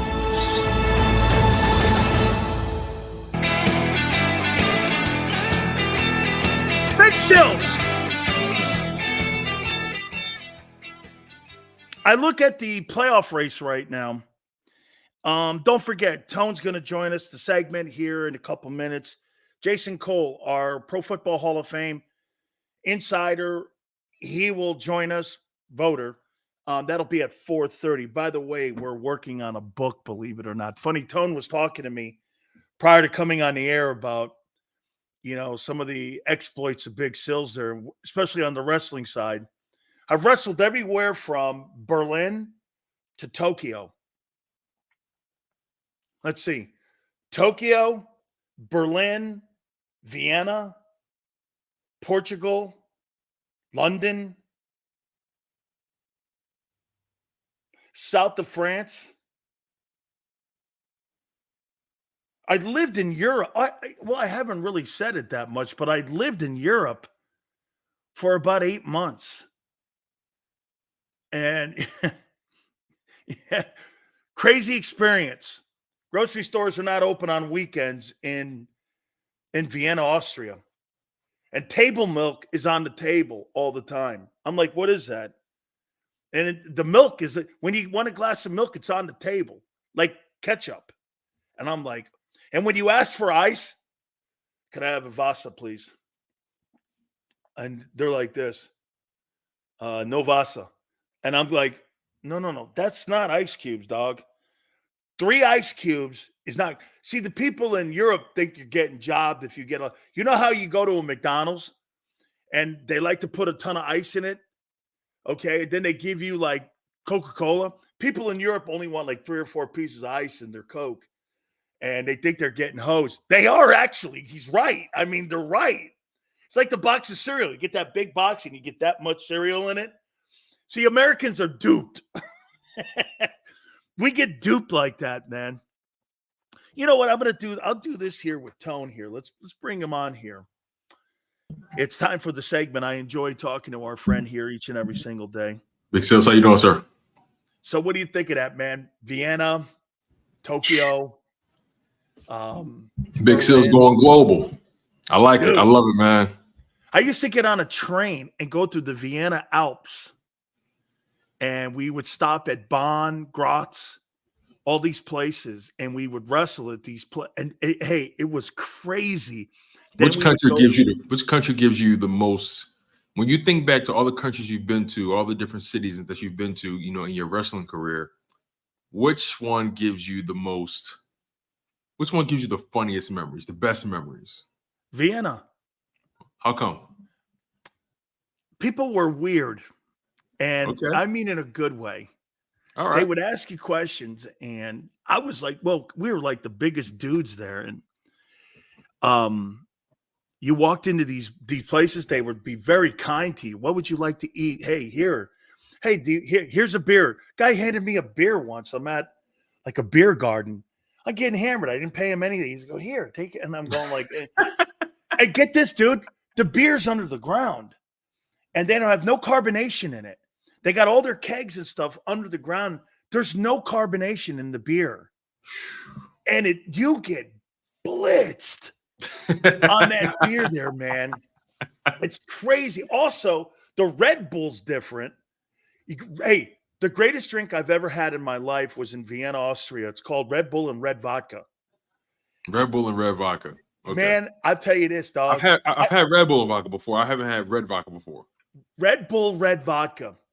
Unbelievable. Unbelievable here. All right. I want to start what we started the show out with you. All right, let's do it. You think Carson Wentz belongs in the Philadelphia Eagle Hall of Fame? You know, it's so funny, man. I like when you posed that question, I've never given it much thought. And when you laid out his numbers like that, you know, as exciting as they were, and he's given us great times and he's given us some great seasons. I mean, it's so hard to imagine them putting him in. Would I put him in? I feel like he's a fringe guy. Like, I don't know. And here's the thing, right? We're not Who talking did about more? Who did more, Tone? McNabb or him? I mean, Wentz technically didn't play in the Super Bowl. We've seen McNabb give us 11 and 12 and 13 win seasons before. So in the full length of his career, you would naturally say McNabb gave you more because he had a longer career here, right? We're like, doesn't that make more sense? I mean, Foles. Yeah, no. Yeah, but here, was McNabb ever an MVP? No, but Wentz wasn't either. Yeah, he was. Burt Bell. Okay. I mean, all right. Yeah, I guess it is technically. I mean, he was someone's MVP. Okay, Pro Bowl. How about this? He had the greatest single season passing year, number 5 passing year, number 1 touchdown. He owns records for the single season passing number. And do you think that Jalen Hurts is going to throw for 33 touchdowns this year? I don't know. Actually, I at this point, at this rate, I don't think so. I think he's projected for like 28 or something like that. Okay, 29. So that would be the sixth. That would be the 6th best, and Wentz holds that too at 27. I guess I look at it like this, right? You know, Terrell Owens. You know, is he going to Eagles Hall of Fame? He gave you a great season. You know, Wentz. He gave you really a strong. He gave you a strong 5 years. But they all weren't strong. Like, okay, so for example, the rookie year, obviously, we don't really. That's a rookie year. I'm not counting. It's kind of 4 years if you think about it, Tone. How about this? Right. Was 2018 strong? No, because he actually got hurt again. And Foles had to come in and save the day. So, no. Was 2017 strong? If I had to rank his seasons, I would say 2017, 2019. Correct. 2019 is his second best season. He had 16.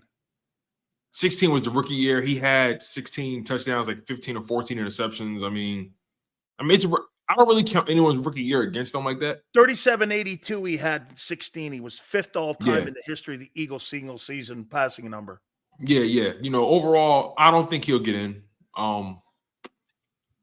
He put them in position to win a Super Bowl in terms of the first seed, but we've had number one seeds before. You know what I mean? Yeah, no. And it's not like he's provided anything we haven't necessarily This is a seen. preference here, Tone. This is no right or wrong here. This is a preference here. I don't think he'll get in, if I'm being honest. How about this? I don't think He's he'll get 4th in. all-time in passing yards in the history of the Eagles, which dates back to 1930. He's 4th in completions. He is 4th in TD passes. I mean, it's not like he didn't do anything in the building here. No, he did something. No, yeah. See, I'm not one of those fans that's going to pretend he came here and just did nothing. That's not what happened, right? Because I was a Carson Wentz guy and I defended him pretty loudly. It's just that he doesn't have the longevity for me. For me to put him in. That's really what it boils down to. So he's kind of in the TO room with you. Yeah, literally. I said this, and I heard a little bit of what you said about him too, and I kind of expanded on it, that he's going to get an opportunity to audition for a team. This is not a Rams deal because of the money that is tied. This is a league deal. Listen. People probably aren't talking about it, but everyone's watching him over the next 3 weeks. How he deals as a backup and starter is going to determine if multiple teams are going to give him an opportunity to make more money, stay in the league. Okay. If Chase Daniels, Tone, could stay in the league for 17 years, Carson Wentz should be able to stay in the league for 17 years. Absolutely. As a matter of fact, I can think of a few teams that may even consider bringing him in maybe as a bridge before they get to their drafting, before they draft the quarterback, the right? Bucks? The Bucks, Minnesota, New England, Green Bay, you know what I mean? Chicago, Atlanta, so he's definitely Tennessee, auditioning. Tennessee, but it all depends what they do with Will Levis. Like, how do they feel about him? So I think Will Levis's season, how the rest of his season goes depends on if they even look at him. But overall, he's auditioning for the rest of the league. Would you do this, Tone, with the Jets? Would you move off of Wilson, sign Wentz, and have Wentz as your bridge after Rodgers leaves after next year? I was actually going to say that, but I'm unsure how long Aaron Rodgers is going to play, because the way he's talking, he plans on being here for at least 3 or 4 seasons, the way he's talking. So I don't really know. That's why I didn't mention them. But again, there are at least 4 or 5 teams that are looking at Carson Wentz like, all right, let's see if you can be our 2 to 3 year bridge, and before we draft a guy, or at least develop a guy. Let's go to some Eagle talk here. Let's do it. I brought up a fact that maybe to jumpstart the offense, start on offense here, maybe you go a little 2-back. You put a little Penny and you put a little Swift back there, because some of the people Tone, do you believe that you're going to get 2,000 yards and 25 touchdowns out of Swift and Hurts this year? I actually think you did with Sanders and Jalen last year. I actually think Jalen's going to have less rushing yards this year. I actually think that because of. So then you didn't replace it, right? But was that really the goal? Okay, but that means you're not as physical and you're more finesse. That means you're finesse is throwing the ball. That's not a power game. Okay, right, last year you were a power team, and the 25 round. See, to me, not so much the number in the 2,000, which is significant to me, because you know what that is? Those are time of possession yards. When you have 2,000 rushing yards versus 2,000 passing yards, Tone, in that process of getting that 2,000 passing yards, you can have 3 and outs in there. When you have 2,000 rushing yards, you're going on sustained drives of 10+ drives of plays, and you're keeping the ball away. 25. Am I right when I say this? Didn't Sanders have 11 touchdowns last year, and didn't Jalen have 13? So that's like 24 TDs, right? Am I right with that? So you had 2,000 yes. rushing yards and 24 touchdowns. That's Correct. quite a bit of ground game that is not going to be replaced. Yeah. So, yeah, you're right. 24 touchdowns between Miles Sanders and Jalen Hurts. Miles Sanders had 1,269 in terms of yards, and Hurts had 760 on 165 attempts. So Sanders had 259 attempts.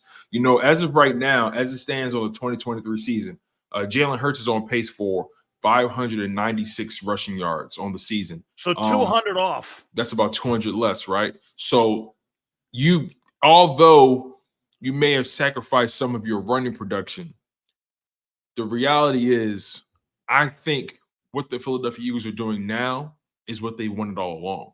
Yeah, but you're giving more opportunity for 3 and outs when you do that, because if you're throwing the ball more, you're going to obviously – now, look, what's keeping it close and making it look close is one thing that he is doing exceptional. And you brought this up 2 days ago.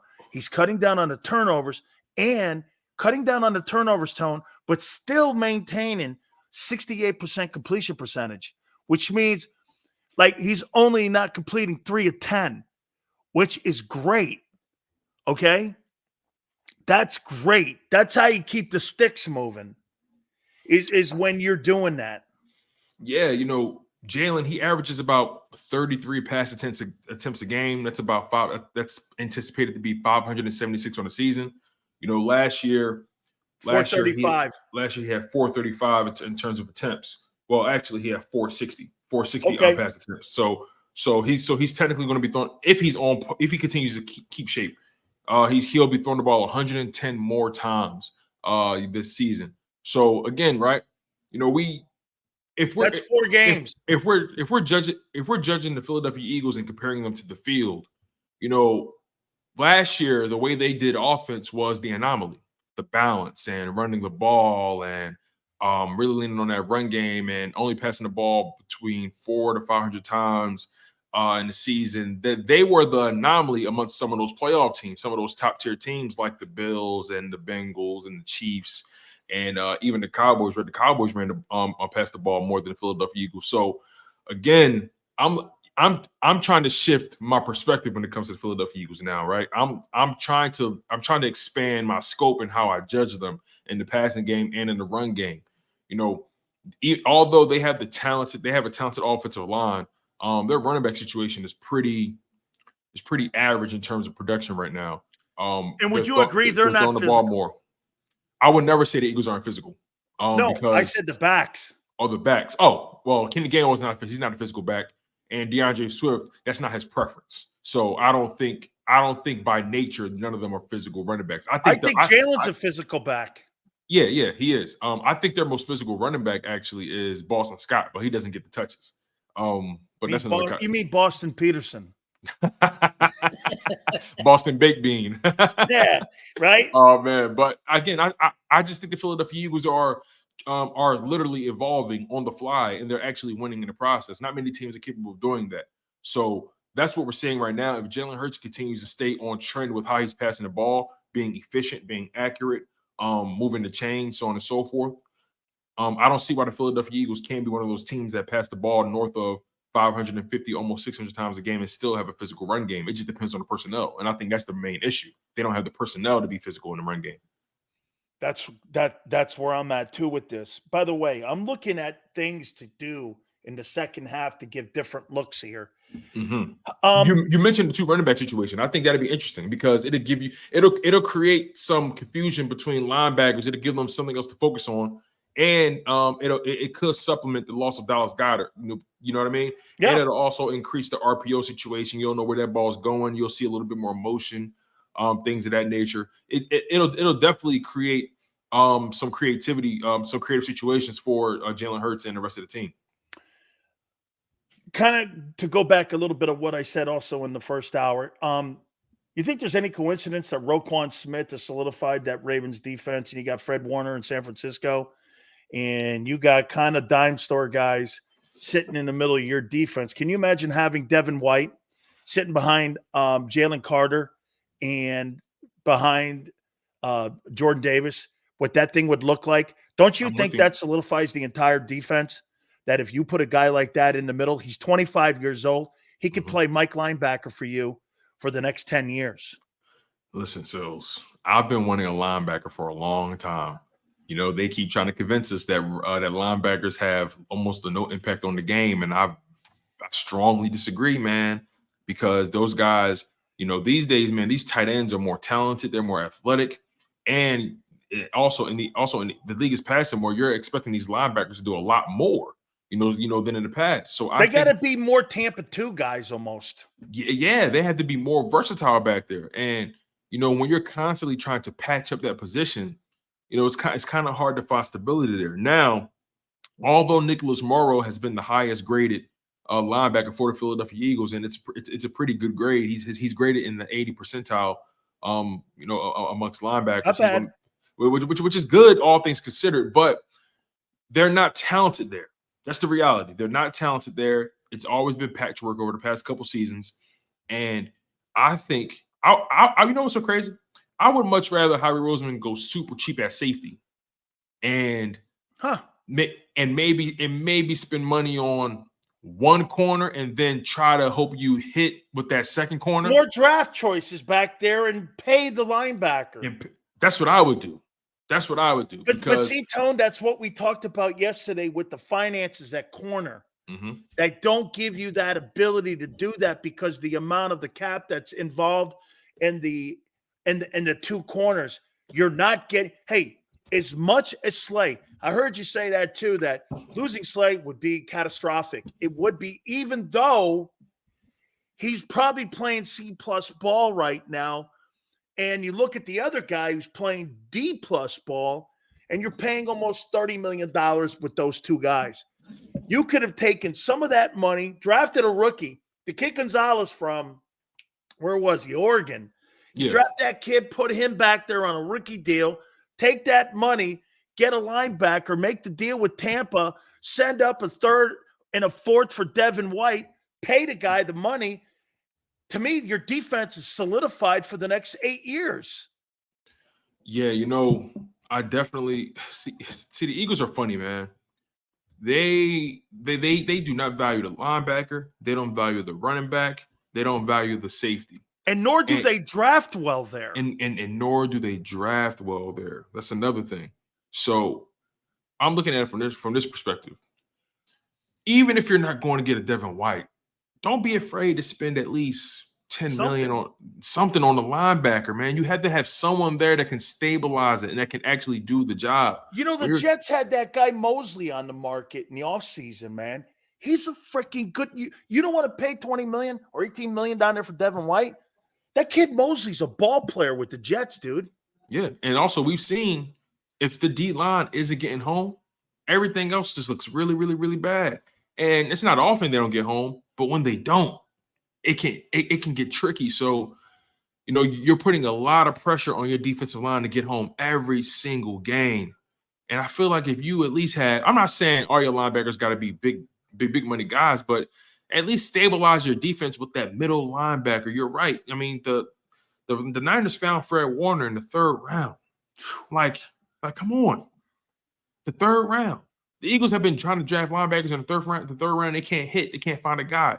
Now, that begs the question, who's evaluating the linebackers for the Philadelphia Eagles in the draft? I'm curious about that now because we've drafted a linebacker in the 3rd. Listen, even though they may not spend the money, the Eagles have spent pretty quality high picks on a linebacker over the past few years. They spent the 3rd round. They spent the 3rd rounder on Davion Taylor, and they spent the 3rd rounder on Nakobe Dean. And right now, Davion Taylor's not even on the team anymore, and Nakobe Dean is on IR. You dig what I'm saying? Meanwhile, Fred Warner is drafted in the 3rd round. Someone's not doing their job, or someone's not good at it. So if you don't want to spend the money, at least be good at drafting them. And they're not even that. I mean, the corners, the safety position, and the linebacker position, they have not really wideouts. I mean, to me, the strength of the Eagles is clearly that they know what they're doing in the D-line and O-line. They know which is great. Which is great. It's not many because there are teams who aren't good at that. Phenomenal. So that's great. You know what I mean? And they're good at tight ends. Yeah, they're good at tight ends as well. Yep. But what are those positions? Those are all physical dominant positions that they have had a They've had a blueprint of what they're looking for. They're not good at skill positions. They're not good at the skill positions. You know what else, Tone? I think maybe if you stay within a certain system, that eventually you're going to find the guy, because to them, the system is more important than the personnel. You get what I'm saying? You could change coaches, you could change players, but right now the Eagles value what they're doing more than the players that are in that system. You feel me? Because you're not changing it. Especially on defense. If you're not on the defensive line, you're completely interchangeable. That's how they look at it. And, you know, I will say this, though. One thing that still holds true: if you have a good offensive line and you have a good if you have a good O line and a good D line, you're going to be in every game you play. So I understand their philosophy, and it's not wrong. No, but I think they need to be a little bit more flexible in their philosophy. How about this? I said this, and before I even was talking sports in Philly, I said that 2017 team going into like the playoffs, I said they still have the best combination of O-line and D-line. And to me, that has been the significant thing the last 2 years for this 22 and 23 team, that if you look at a collective group, San Francisco's hanging there. I'll tell you who else is starting to hang there now: Baltimore. They're starting to get in that group too, where you're starting to see O-line, D-line combinations. And to me, there's no question that's where they are excellent at. But when it comes to, again, you just, like I said, you always follow the money. What's the weakest part? Look at what's happened. Again, what's crazy about this, and like I said, I sound like a dick here. They're 8-1, okay? But they're cheap in the offensive running game, which is not going to be comparable to a year ago when it comes to the production out of the backs. You're not going to get the production at the linebacker. You think you got a linebacker on that team's going to get 160 tackles this year? Oh, hell no. Hell no. Do you think you're going to have a linebacker that's going to get 110 tackles this year? That was your Sam backer in Kaiser White. The linebacker that's going to have the most tackles on the Philadelphia Eagles will likely be Zach Cunningham, because he's had the most consistent reps. Let me double check this to make sure. Let me see what he's on pace on, because I'm curious now. I really like what Zach Cunningham's been doing. He leads the linebackers in tackles right now. Reed Blankenship leads the team in tackles with 55. Zach Cunningham has 54 tackles. So right now, Zach Cunningham is on pace for a total of 102 tackles. So he won't even cover Kaiser White. Won't even cover Kaiser White. And you're going to be almost 70 tackles shy of what TJ did. Yeah, TJ had like 169. 169. Damn. When you think about that, that's insane. He also didn't miss a game. So that's another thing as well. So think about that. He almost had 10 tackles a game. I just want them to change their philosophy with that linebacker position, man. Again, I'm not saying you got to break the bank, but you could have had TJ Edwards here for $6 million. Come on, man. Really? Right. Instead of spending 20 or 18, you could have had a guy for 7. Are we penny pinching like that? Like, sure, it's not. Seems it. It's not that bad for us. Come on, like the cap is clay. You can maneuver that. You could have had him here, but then again, the word I heard is they didn't even make him an offer. I know they didn't. They didn't. All right, here's another one for you. Where's Nolan Smith, dude? That's a very good question. I'm having a hard time understanding why it's been hard for Sean Desai to get him on the field. Now, it's not like he's not getting any snaps, but is he hurt? No, he's not. He's not been on any injury report all season. He's also a non-factor. Yeah, he's only had one flash play, and that's where he had the sack on Tua. But he came off the line pretty much untouched, and he got the sack there. That was his biggest play of the year. Came in a big spot, but still, the bottom line is Nolan really hasn't been a presence. Now that I'm looking at this depth chart right now for the Philadelphia Eagles, I'm curious to know why he's not getting snaps ahead of a Derek Barnett. Why he's not getting snaps ahead of. Let me see here. So obviously he's not going to be ahead of Josh Sweat and Hassan Reddick. He's Hassan's backup. But why is Derek? I don't get why Derek Barnett's even getting snaps at all. I would much rather have Nolan Smith out there. Even when Hassan Reddick was hurt with the cast on his hand, I didn't see him really that much. Right. It's a fact. So as a matter of fact, let's look at Nolan. Let's look at Nolan. You think they're having a tough time trying to figure out how to play him? That's interesting. They haven't really. Over the past couple weeks, as a matter of fact, the defensive play calling has been kind of basic. Wouldn't you say? I mean, I feel like Desai's gotten way more conservative over the past couple weeks, and I haven't really been seeing too much creativity over the past couple weeks. Let's look at his snap counts though. Right now on the season, Nolan Smith, he has on like through 9 games, he only has 56 total snaps. Wow, for a first rounder. Yeah, for a first rounder, man. I'm not sure what now he's on special teams a lot, but I'm not understanding why he's not getting any snaps at all. So was he the 30th pick? 31st pick? No, I think you're right. He was 30th because one of those teams lost their draft pick. Was the Dolphins? Dolphins. So yeah, he was the 30th overall pick. So the 30th pick in the NFL draft is a non-factor on your team. And it's not the fact that he's a backup quarterback. He's a non-factor. He's just not on the field. I wonder if it's the scheme doesn't fit.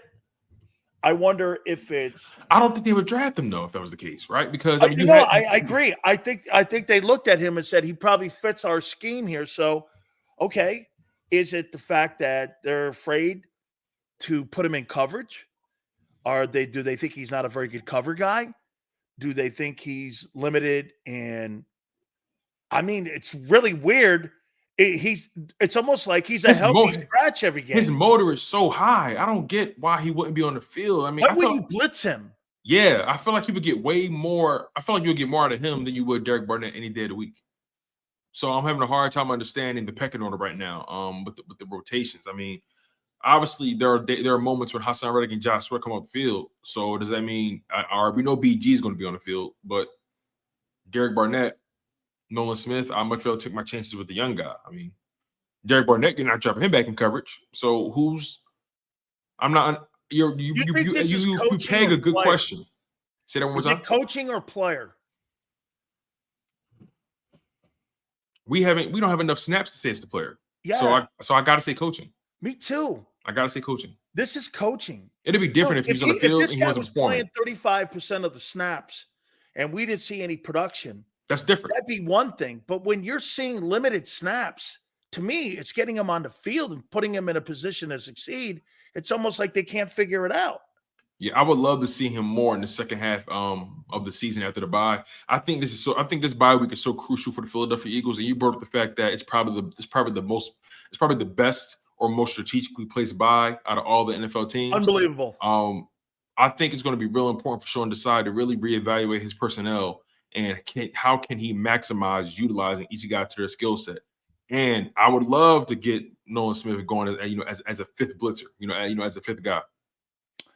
Funny you should say that, figuring out his personnel, because here's my next suggestion.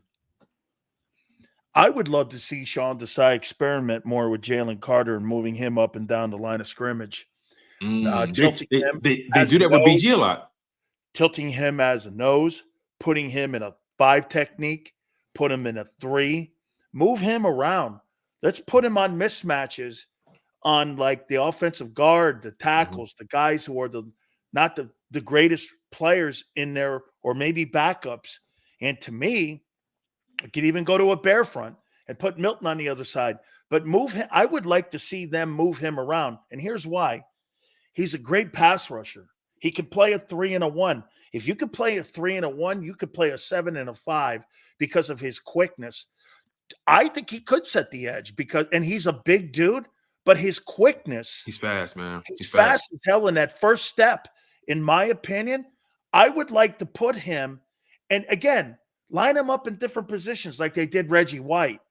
Put him on mismatches. And to me, watch this. Put him on the worst guard. Put him on the worst tackle. Mm-hmm. He'll win every battle. I'll play matchups. So I'd like to see them move him around a little more. Yeah. I think the Eagles could do a better job on defense playing matchups. You know what I mean? That's right. They're so married to the scheme that they don't want to move guys. But if you notice in that Cowboys game, for example, Darius Slay, when it was crunch time, Sean Desai said, "All right, Slay, you're on CD land for this drive." You know what I mean? And Cowboys move Micah around like that. And they made it work. So this goes back to what I said prior. I think Sean Desai has to really sit back and say, okay, what can I do different? What haven't I done yet? right? What haven't I done? I know what I've done. I know what's worked. I know what hasn't worked. What haven't I done yet with these guys? Can I move this guy over here? Because he's shown, even in the offseason, right? He's shown with the DBs. Yeah. He had those guys playing all different kinds. Bradberry went to the slot in the offseason. Yeah. So you've seen the creativity there. But on the D line, it's almost like he just wants to leave guys where they are. And I understand not wanting to move Reddick and Sweat off the edge. I understand the mindset. That's where they're at their best. But I think it's about mismatches, Tone. Like Fact Checker said, why aren't you moving Reddick around more and having I don't want Reddick inside at all. No. I'm talking right side, left side. Oh, okay. I see what you mean. Right. Yeah. That's a good question. I definitely think that I think it's what you said. They're married to their system. Yeah, they're married to it, especially on the defensive line, especially. I think with the DBs, they got creative because maybe they looked at it like, those guys are old. We might have some injuries. Let's make sure we can cover our bases.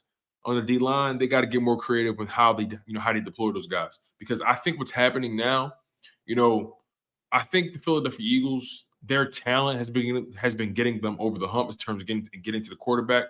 But I also think other teams kind of know who's going to be where. And I think that's why the sack numbers aren't as high as they normally would be. Offenses are preparing. Okay, we know he's going to be here. We know he's going to be here. All we have to do is find a way to beat him. Whereas though, like you said, the Cowboys, they're moving Micah all up and down the D-line. I don't think Gannon knew his personnel either last year very well, but I think this guy's got a better handle on it. Yeah, he just has to do it. He just has to do it. I think what holds him back is he's afraid of the secondary, Tone, to mess around with the front seven. Right. You know what I'm saying? I think that's the one part that's kind of stabilized. Now, the one thing I'll say is, for you, your secondary is not going to get better. No. But you know how you can help them? More pressure. Okay? More pressure. What does that create? Less developing routes, which helps you keep everything to what you did a year ago underneath.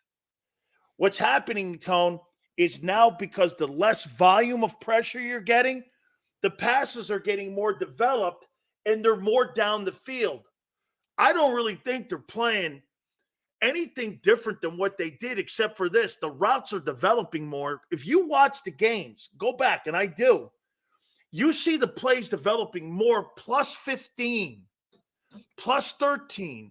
Mm-hmm. Last year, they were around 7 and 8, and they were underneath, and everything was underneath, and they kept it underneath. There was very few plus 25 plays.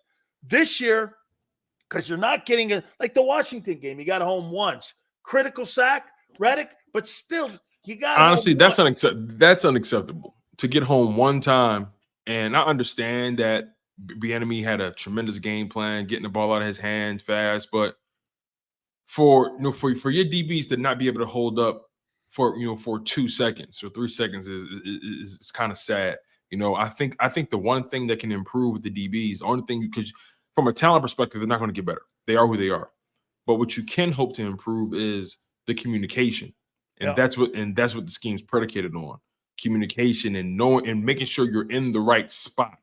Because if you're not, we're going to have some issues. And on top of that, if you're not communicating properly, then because, those guys in that defense, they're passing guys off. You know what I mean? They're not really guarding a one-on-one man-to-man. They're literally passing guys off and, all that kind of stuff. So if no, it doesn't matter how talented you are. If you're not communicating properly and you're not, and guys don't know if you're passing the guy off to him, then people are going to be wide open all the time. And it doesn't help if it makes it even worse if your defensive line can't get home. Who are you more concerned about with Mahomes coming out of the bye, Bradberry or Slay? Bradberry. It's not even a conversation. I'm concerned with Bradberry for the remainder of the season because I'm having a hard time understanding why he looks so uncomfortable. I've seen the back of his jersey entirely way too much throughout the season. It just always seems like he's a step too late. Seems like it seemed like his body control was lacking. He just seems like he has the yips. Like he almost forgot how to be what he was last year. And the scheme, again, it's not that much different. It's not like they're asking him to play man-to-man all the time. you're pretty much playing, pretty much being a center fielder. You're playing the field, you're backing up. It's all about positioning, really. And to me, it just looks like, Bradberry just doesn't look comfortable right now. He looks like he's second guessing himself. I don't like his body language. So I think he needs this bye more than Slade does, just in terms of the mental perspective. I think he needs to get away from football. Devonta Smith has Man. what his first half of the season has been what? Solid. Not stellar, but solid, because he had that one hiccup game against the Jets. A lot of people hold that game against him for some reason, and I'm like, he gave you one bad game in 3 seasons. Relax, you know what I mean? So I'm not. I'm looking at 9 games. I don't look at it like that. Exactly. You could pick Jalen Hurts apart on 2 games. Exactly, but you got to put it over 9. You're at the halfway point. That's how I build trends, Tone. It's not awful. Like the Jet. Watch this. That Jet game means dick to me now. Do you know that? I don't care. It was bad for everybody. I don't care. You know what that game was like? That was like the Colts game a year ago to the Chiefs. You think that game mattered to the Chiefs a year ago?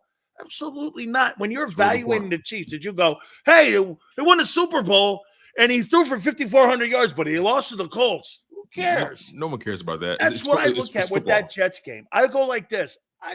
He had 3 picks. Okay, well, welcome to the NFL. They get paid too. Okay, right. I'm like, and also that Jets defense has made a lot of quarterbacks look average. So yes. I can't even deny that. But as far as Devonta Smith, I've been okay with his first half of the season. Okay with it. It's solid. He hasn't been a liability. He's made the most of his opportunities. He's gotten touchdowns. He has 4 touchdowns through 9 games. AJ has 6 through 9 games. AJ obviously has 1,000 yards right now. Smith has 533. Wow. That's quite a different disparity, man. That's over 5. So over 500 yards off the pace of AJ. Wow. Yeah. I think what stands out the most is the difference in average per catch. AJ Brown is averaging about 15 yards per catch. Actually, you want to know? I see it here now.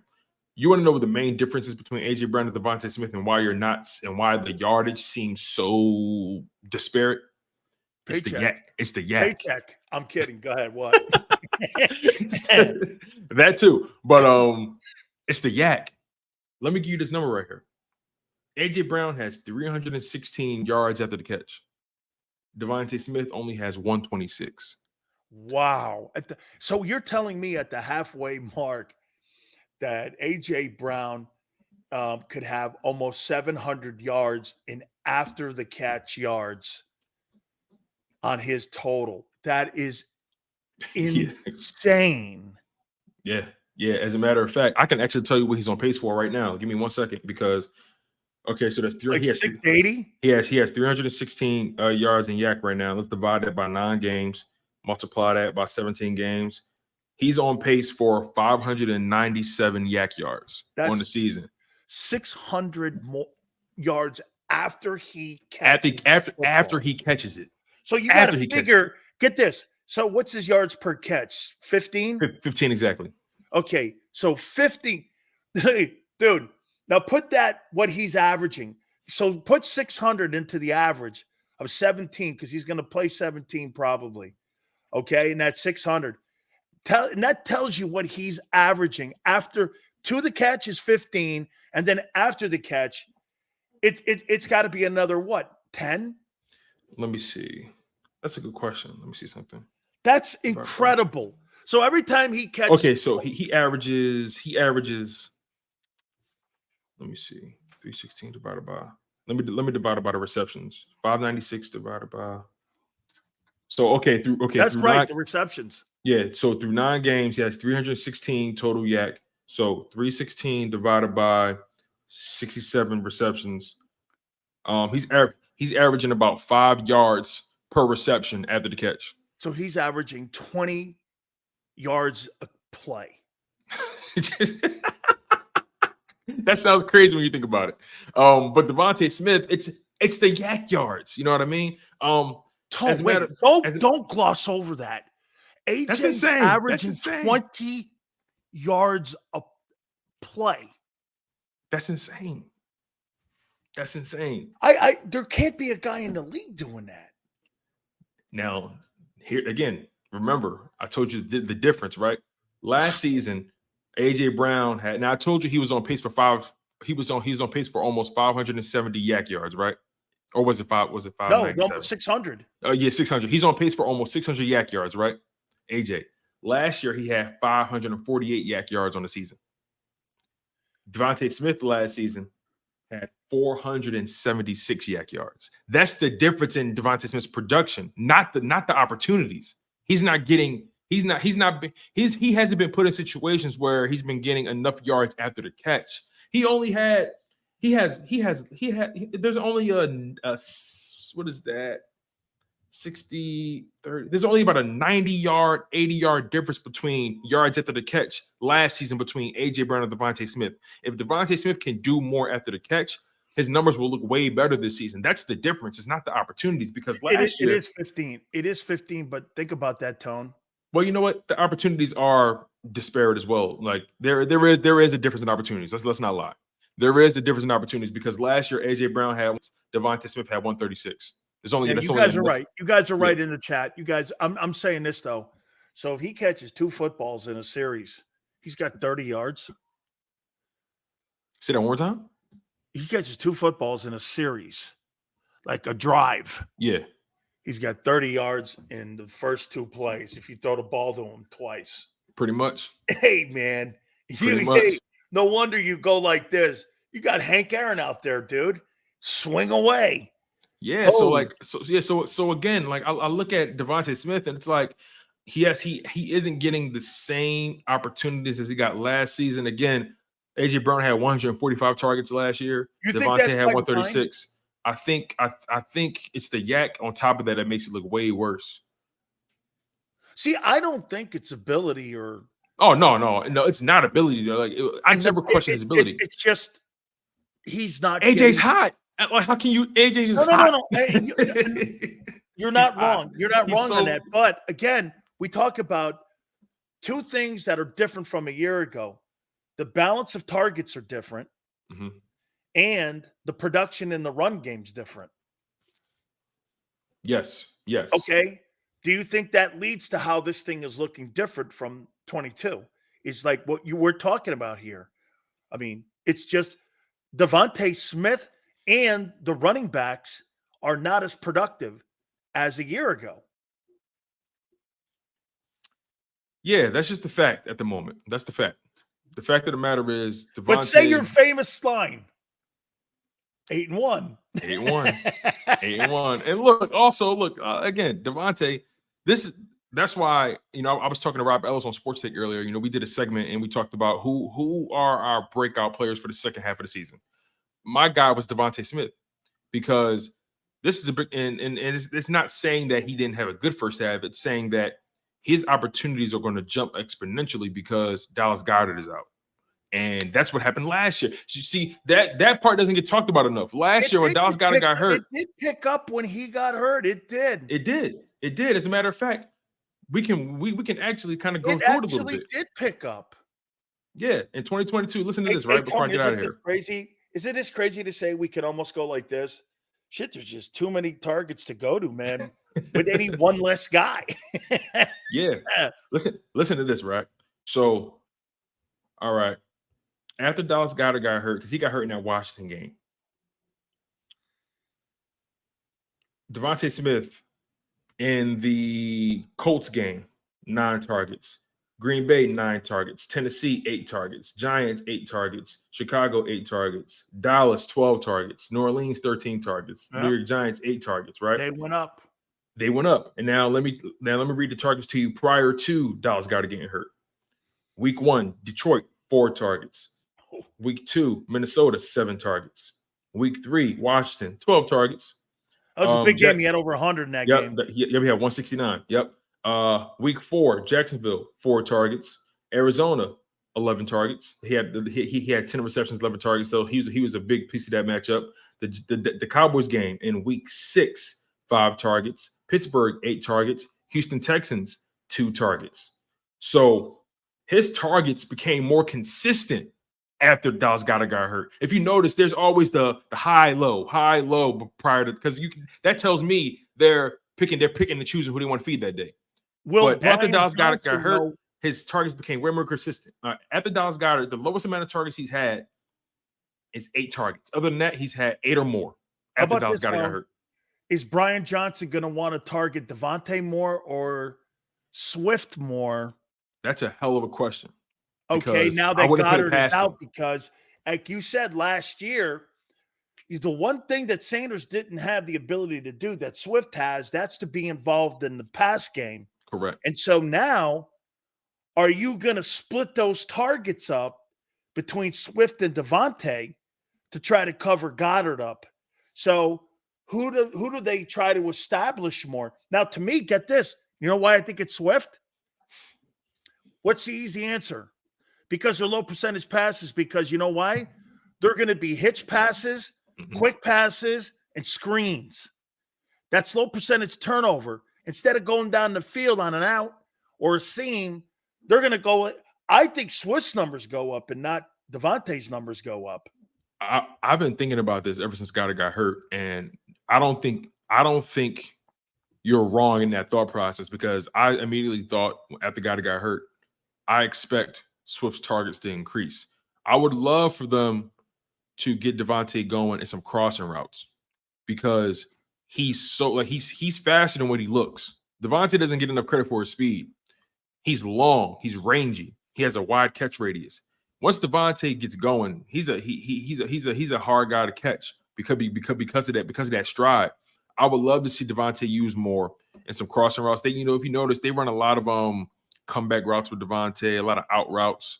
I think he plays a lot like Keenan Allen. He's actually, it's funny you say that. He had an interview with Shannon Sharpe prior to being drafted to the Philadelphia Eagles.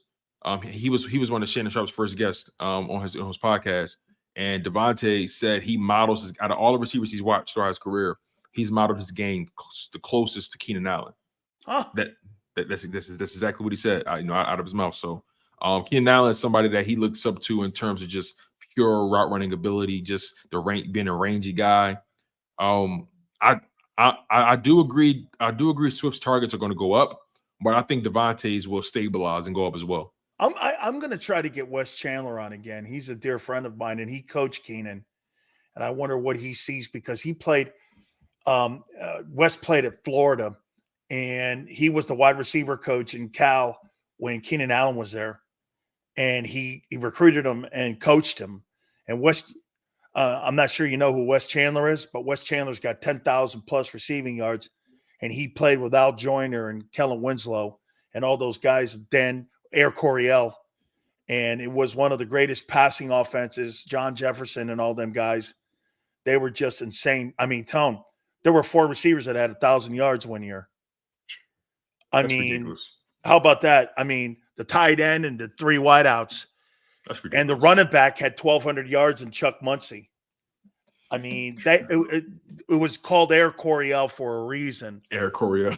And I mean, what you see in the offenses today is because of what Coryell just went in the Hall of Fame last year too, by the way, or 2 years ago. He went into the Hall of Fame. Hey, a couple last ones here. Let me throw this at you. Yep. I was going to do this myself, but I'll do it with you here. AFC, as of right now at the midterms, you got the Chiefs one in the West. I got the Ravens one in the North. Very contested North. I got believe it or not, the Dolphins winning the East. I got the Jags winning the South. I got the Bengals in a wild card. I got the Browns in a wild card. And I got the Bills in the last wild card. Okay. Would you put anybody else in there? Would you put the Chargers? Anybody else from the AFC in that conversation in there? So I'm not putting the Chargers in any conversation, if I'm being honest. I just don't trust them in any capacity. They're so up and down. But the Steelers. I was talking to Rob about this. I was saying it's entirely possible the entire AFC North makes the playoffs. Has that ever been done? Has that ever been done? An entire division makes the playoffs? I don't think so. I don't think an entire division is ever. I don't believe so. Now, my only concern about the Steelers is can they sustain the upcoming on their schedule? It's tricky, but it's not. They got Green Bay. They can beat them, and then they got the Browns, Bengals, Cardinals, Patriots, Colts, Bengals, Seahawks, Ravens on the road. Those final 2 games of the season are on the road. Schedule could play a huge factor here. It's going to play. See, the AFC. I think the AFC North is the most entertaining division to watch right now because if you look at each individual team schedule, Ravens, Browns, Steelers, Bengals, any of them can slip up. Any of them can slip up. I don't think the Ravens look like the powerhouse of the AFC right now. They look like that. But if you really think about the Ravens schedule, nothing is guaranteed for them. Listen to this, right? They got the Browns. They got Browns at home, Bengals at home. Then they got to go to the West Coast and face the Chargers. Even though I don't like the Chargers, they can beat them. They can beat them. You know what I mean? And then you got the Rams, who knows who's going to be quarterbacking at that time. It could be Stafford, could be Wentz. We never know. But like I said, you got Browns, Bengals, Chargers on the road, Rams at home, Jaguars on the road. Jags can beat them. Yep. Oh, yes. They got 49ers on the road. If the 49ers right the ship, they can beat them. What a tough schedule. And then they got Miami at home, then Steelers at home. The Steelers always scare them. So let's be honest about this. Other than that Rams matchup, they can lose any one of those games. Any injuries could put that team out of the playoffs, actually. Exactly. You know, the Eagles 5-game stretch gets talked about as one of the hardest stretches in the league. If you look at the final leg of the season for the Ravens, I don't think there's nothing guaranteed on that schedule. There's not. Outside of the Rams game. Let me go to the NFC over here now. But wait. What about the Texans? The Texans. I like the Texans, man. Listen, I want the Texans in the playoffs so bad. Right now, you they're think they could knock the Bills out of that spot, that number 7 spot? Yes. You want to know why? The Texans. Because they got a shitty schedule. The schedule. Listen to this, right? For the Texans coming up here, so they're on the road against the Bengals, right? But they got so on the road against the Bengals, home against the Cardinals, home against the Jags, home against the Broncos, on the road against the Jets, on the road against the Titans, home against the Browns, home against Titans, on the road against the Colts.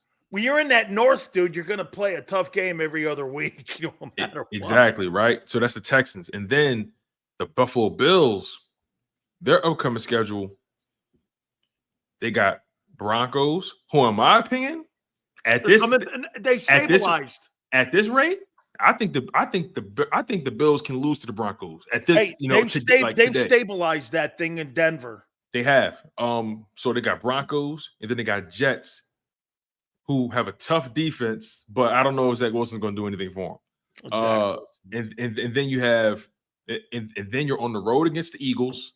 You're on the road against the Chiefs. Then you're home against the Cowboys. Then you're on the road against the Chargers. And then you got Patriots. And then you're on the road against the Dolphins. This can get tricky for the Bills, especially because of all the injuries they've dealt with. And I'm not saying they're completely out of the water, out of the woods, but the reality is, I think the Texans, they can bump them. They can bump them. Like, I think the AFC is the most entertaining conference right now because you have no idea how that thing's going to play out. All the way up to the number 1 seed. Like, really, the Ravens they don't have pole position. It's going to be so entertaining to watch. Look at the quarterbacks: Mahomes, Lamar Jackson, Tua, Trevor Lawrence, Joe Burrow, Deshaun Watson, and Josh Allen. This is just the teams I have. Those are all $45 million quarterbacks. And listen, CJ Stroud is coming. Hell no, man. He's coming, man. Let me get to the NFC over here. Yep, let's do it. I have the Eagles obviously winning the NFC East. The Lions winning the NFC North. Right. I got the 49ers winning the NFC West. The Saints, by default, are going to win the NFC South. Then here are the wild card teams. Cowboys 5. Seahawks 6. Vikings 7. That's interesting. And here's the thing, right? Do you think, because Vikings are only 5-4, Commanders are 4-5, Falcons are 4-5, Tampa Bay is 3-5, right? I think the Vikings are better than any of those teams, and they get Jefferson back. That's a good point. And then Dobbs, we have to see how he plays over the stretch of a season. But he's going to have better weapons in Minnesota than he did in Arizona, so that's a fact. Better coaching.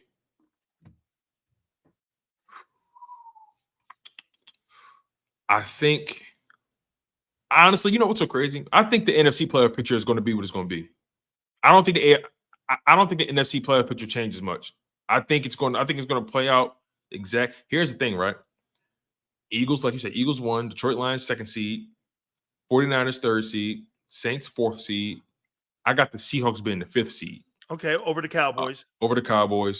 Dallas 6th seed, Vikings 7th seed. Now, obviously, the Eagles would get the bye if they win the conference, which we all think they will do. Okay. So I look at it like this, right? The Detroit Lions in the wild card round is going to face off with the Vikings, a divisional matchup. That's going to be entertaining as hell.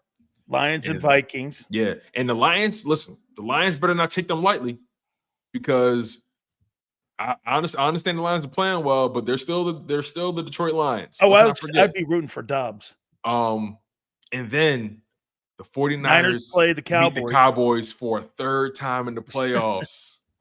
And they got to play at Candlestick. Then the Saints. The Cowboys don't want that. Then the Saints and Seahawks. I think, honestly, that's a toss-up. Like the Saints and the Seahawks, in my opinion, that's one of those games. It would be in New Orleans. Ooh. That game is still a toss-up, because for me, it's all about who brings their A game that day. It's all about. See, I feel like neither of those teams. Geno over Derek Carr. I feel like Geno has better weapons overall. I think Geno's got better coaching overall. He has the better coach. I think he has the better defense, the better weapons.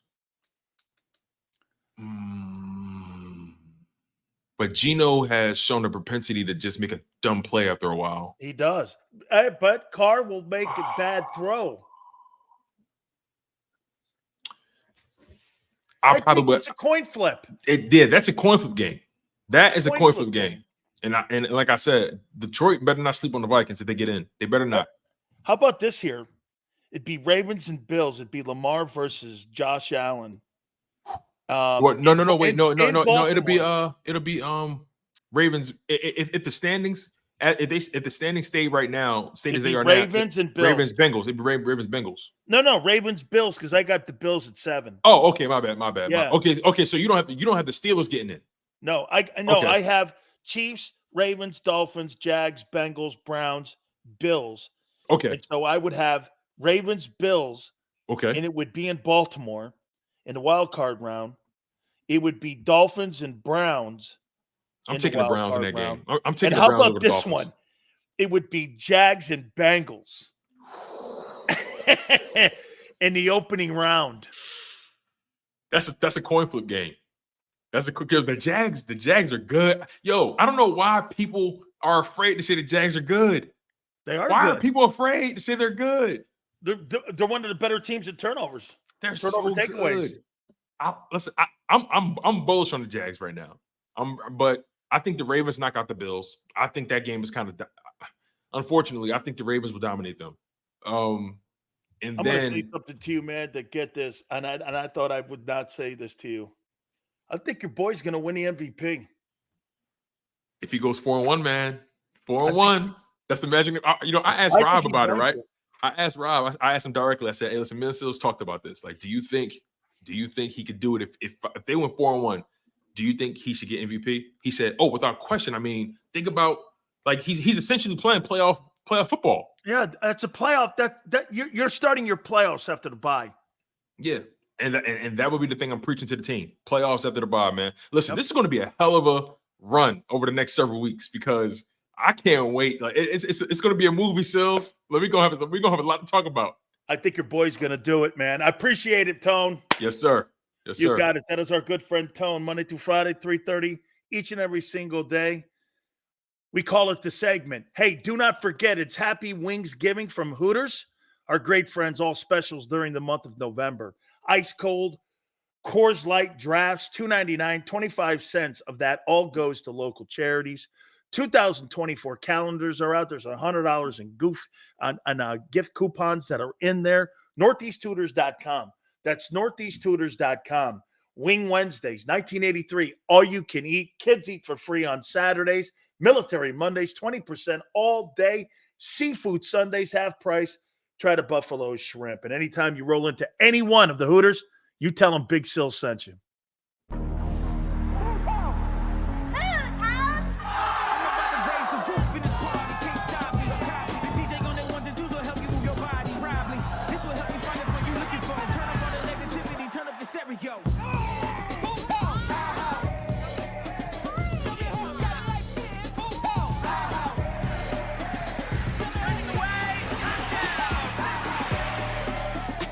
Football and Hooters, the perfect pair.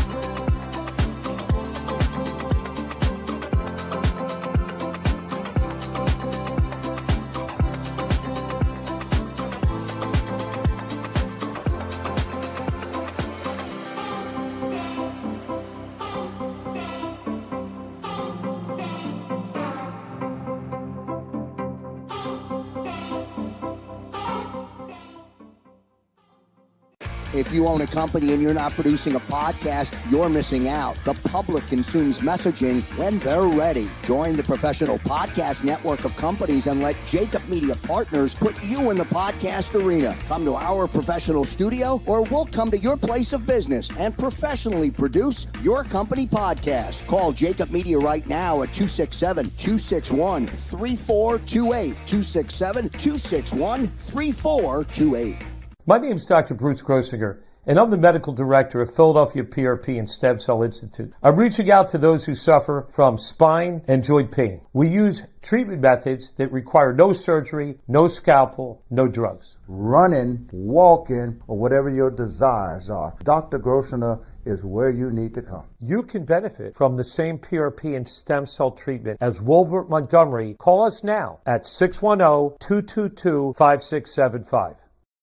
We're here to show you a better way to spend your state income taxes and get the money to where it's needed to most to the thousands of qualified kids. What we like about Blocks is they really know where the need is. This program ensures that their dollars come 100% into these kids for their tuition assistance. If you are able, Blocks makes the EITC piece go very quickly and very smoothly. Turn your PA state tax liability into need-based scholarships and receive a 90% tax credit.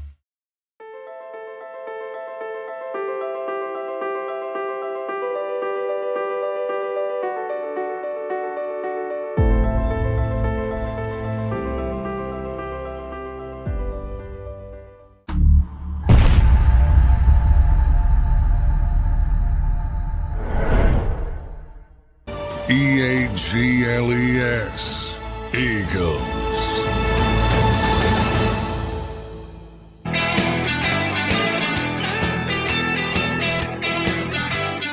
I don't think I could have a better guest on right now talking about something like this who evaluates players all the time for the Pro Football Hall of Fame.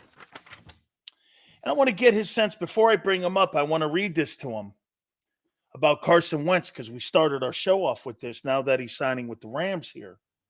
By the way, Jason's early childhood favorite team, the LA Rams. Carson Wentz, Burt Bell MVP. My uncle won that. Jaworski won it. Jalen Hurts won it last year. Pro Bowler. Fourth all-time in passing yards in Eagle history since 1930. Fourth in completion percentage. Fourth in TD passes. He's got the first, the fifth, the ninth, and the 27th best single-season yardage numbers in Eagle history. He's got the most touchdown passes in the history of the franchise at 33, fifth at 27, ninth at 25, and 16th twice in 16 and 20. Now he signs with the Rams. I said I think he belongs in the – and he's got a Super Bowl ring. And he was 11-2. And you don't win home field advantage without his play in 17. I said he belongs in the Eagle Hall of Fame. Name me a quarterback that had that type of success that helped lead your team to the promised land. Now he's got a chance in an audition with the Rams. He's not going to be a Rams quarterback because of the money that's involved with Stafford.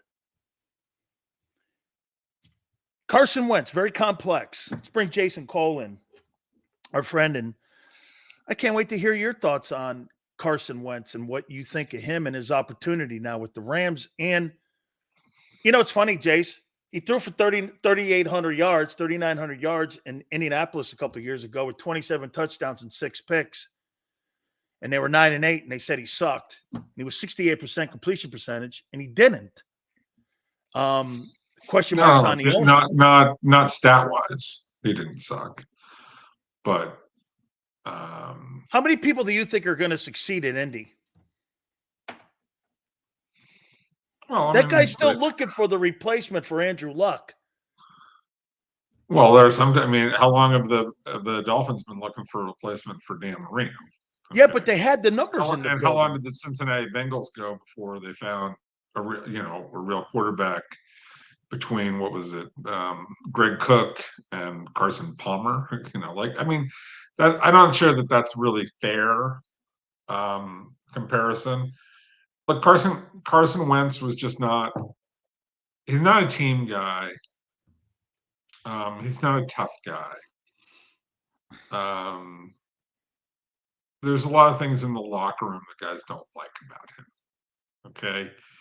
And those are not quantifiable. But you've been in locker rooms where the quarterback is not an unappreciated light guy. I think he talks to half the locker room, Jace. I think he talks to half the locker room where when you're a real leader like Brady and Hurts and these guys, you talk to the doorman. You know what I mean? Right. You look, everybody just tells the whole vibe about Carson Wentz, including I've heard people who don't like his wife. I mean, that's how bad it is, right? And I always feel like stuff like that should be, left off the matter. But guys even bring it up. You don't have to go searching for it. So, there's just a lot of stuff about Carson where he doesn't seem to care about a lot beyond Carson. And that rubs guys the wrong way. How he handled the whole thing after, Foles led him to a Super Bowl, and he came back and was uncomfortable with Foles in the locker room and stuff like that. That's happened. So this goes beyond playing, and what I'm trying to say is he's not a good enough player to overcome having a crappy personality. Some quarterbacks are so good that whatever. Rodgers. Well, that's been said about him many times. Yes, there's other guys out there who are schmucks. But people are like, dude's good. Make it work. But yeah, in the perfect world, what you want is a guy like a Brady or a Peyton Manning, who takes care of everybody in the locker room in some way, recognize anybody. It's like Tom Brady when he was at the ring ceremony in Tampa, and he stands there and he points out every single guy on the team in that little speech. And you think it's kind of hokey and this and that, but that matters to guys. It matters to guys who, they work really hard for the smallest bit of appreciation. The money is great, but the appreciation from a guy like Brady means so much to those guys, the practice squad guys, the backup defensive linemen, the backup offensive linemen, the special teams guys. That's the job of being a quarterback, of being a great quarterback, is to bring all those guys together. Jace, I hope you're not one of these guys, but why do I feel now that we're past Wednesday and into Thursday, for some reason, everybody and every time I tune it on, I could have swore the Cowboys beat the Eagles. And it's they won that game Sunday, and I'm hearing Dak outplayed Jalen. I'm like, no, Jalen made more critical plays in that game than Dak did. Not that Dak played poorly. He did. I thought Dak played great. I mean, he did. But I went like this. I'm like, why is that narrative always out there that, see, to me, the Cowboys haven't proven they can beat a contender, Jason, but yet they talk like contenders. Well, that's the Cowboy way. I guess. Right? I mean, it all relates back to my premise that they print Super Bowl tickets before they qualify for the playoffs. Okay, that is the Cowboy way. Is like, we're in Vegas, baby. Like, no.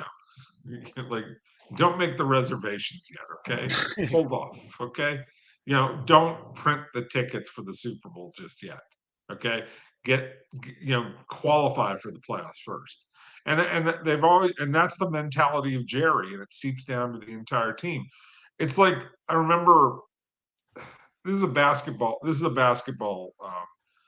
analogy, but remember when the Dallas Mavericks made it to the NBA Finals the first time, and Mark Cuban was losing his mind on the sideline, and finally Avery Johnson went to him and said, "Hey, look, if you're freaking out, that justifies the players freaking out. And if the players freak out, I got to get them back under control, and I got to get them focused. So you got to do me a favor, Mark. You got to keep it buttoned up and hushed up and not complain about the officiating, not complain about anything.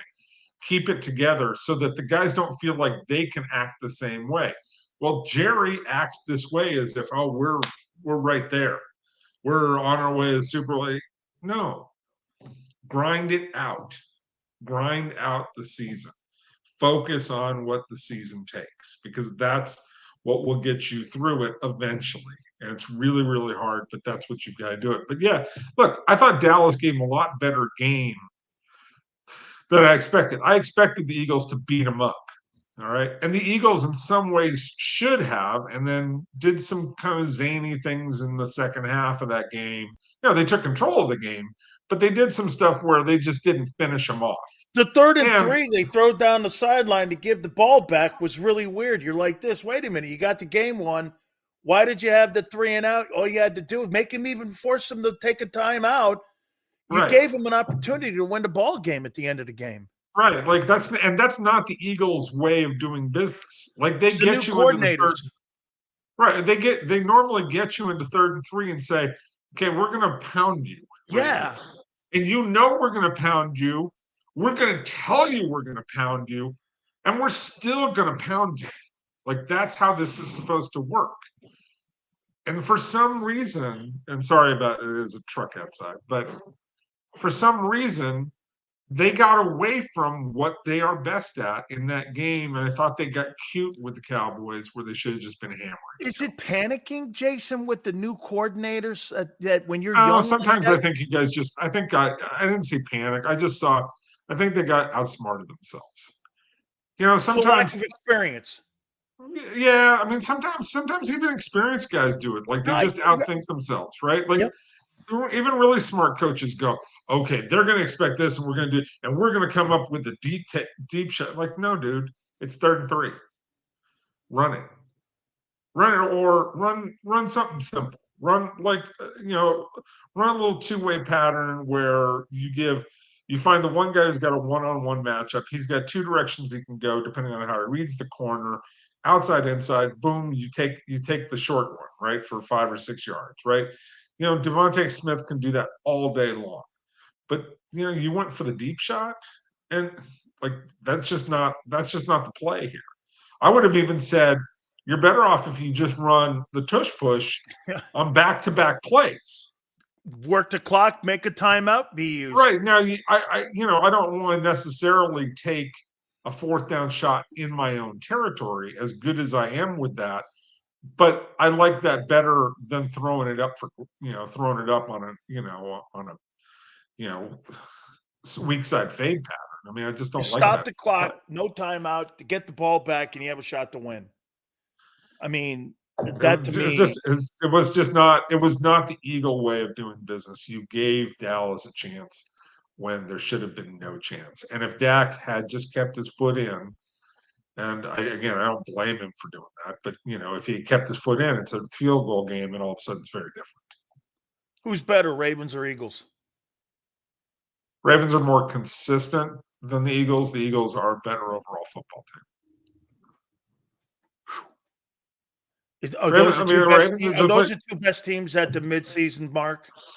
Yeah, they're incredibly physical. I mean, I do rankings where you take an average per play, and it's on the 33rd team this week. And Baltimore's number 2 in the league in terms of how little they allow on defense compared to how much they gain on offense.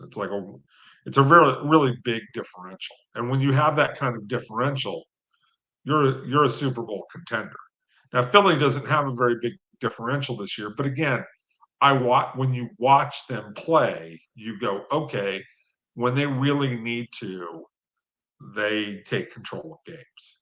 Right now, they're just kind of dicking around, playing, as we like to say, they're playing with their foot. They're not pounding people out. Yeah, I think they're gonna. They still got issues in that secondary. I don't think they're very physical in their backs. I mean, last year they had a guy in Miles Sanders who had 1,300 yards and 11 touchdowns. Well, I think DeAndre's pretty tough. Here though, Jace, he runs hard. He's not going to get 1,300 yards this year. No, he's not. I mean, he's not the same. He didn't replace the production. Yeah, right. I just think that DeAndre Swift is a work.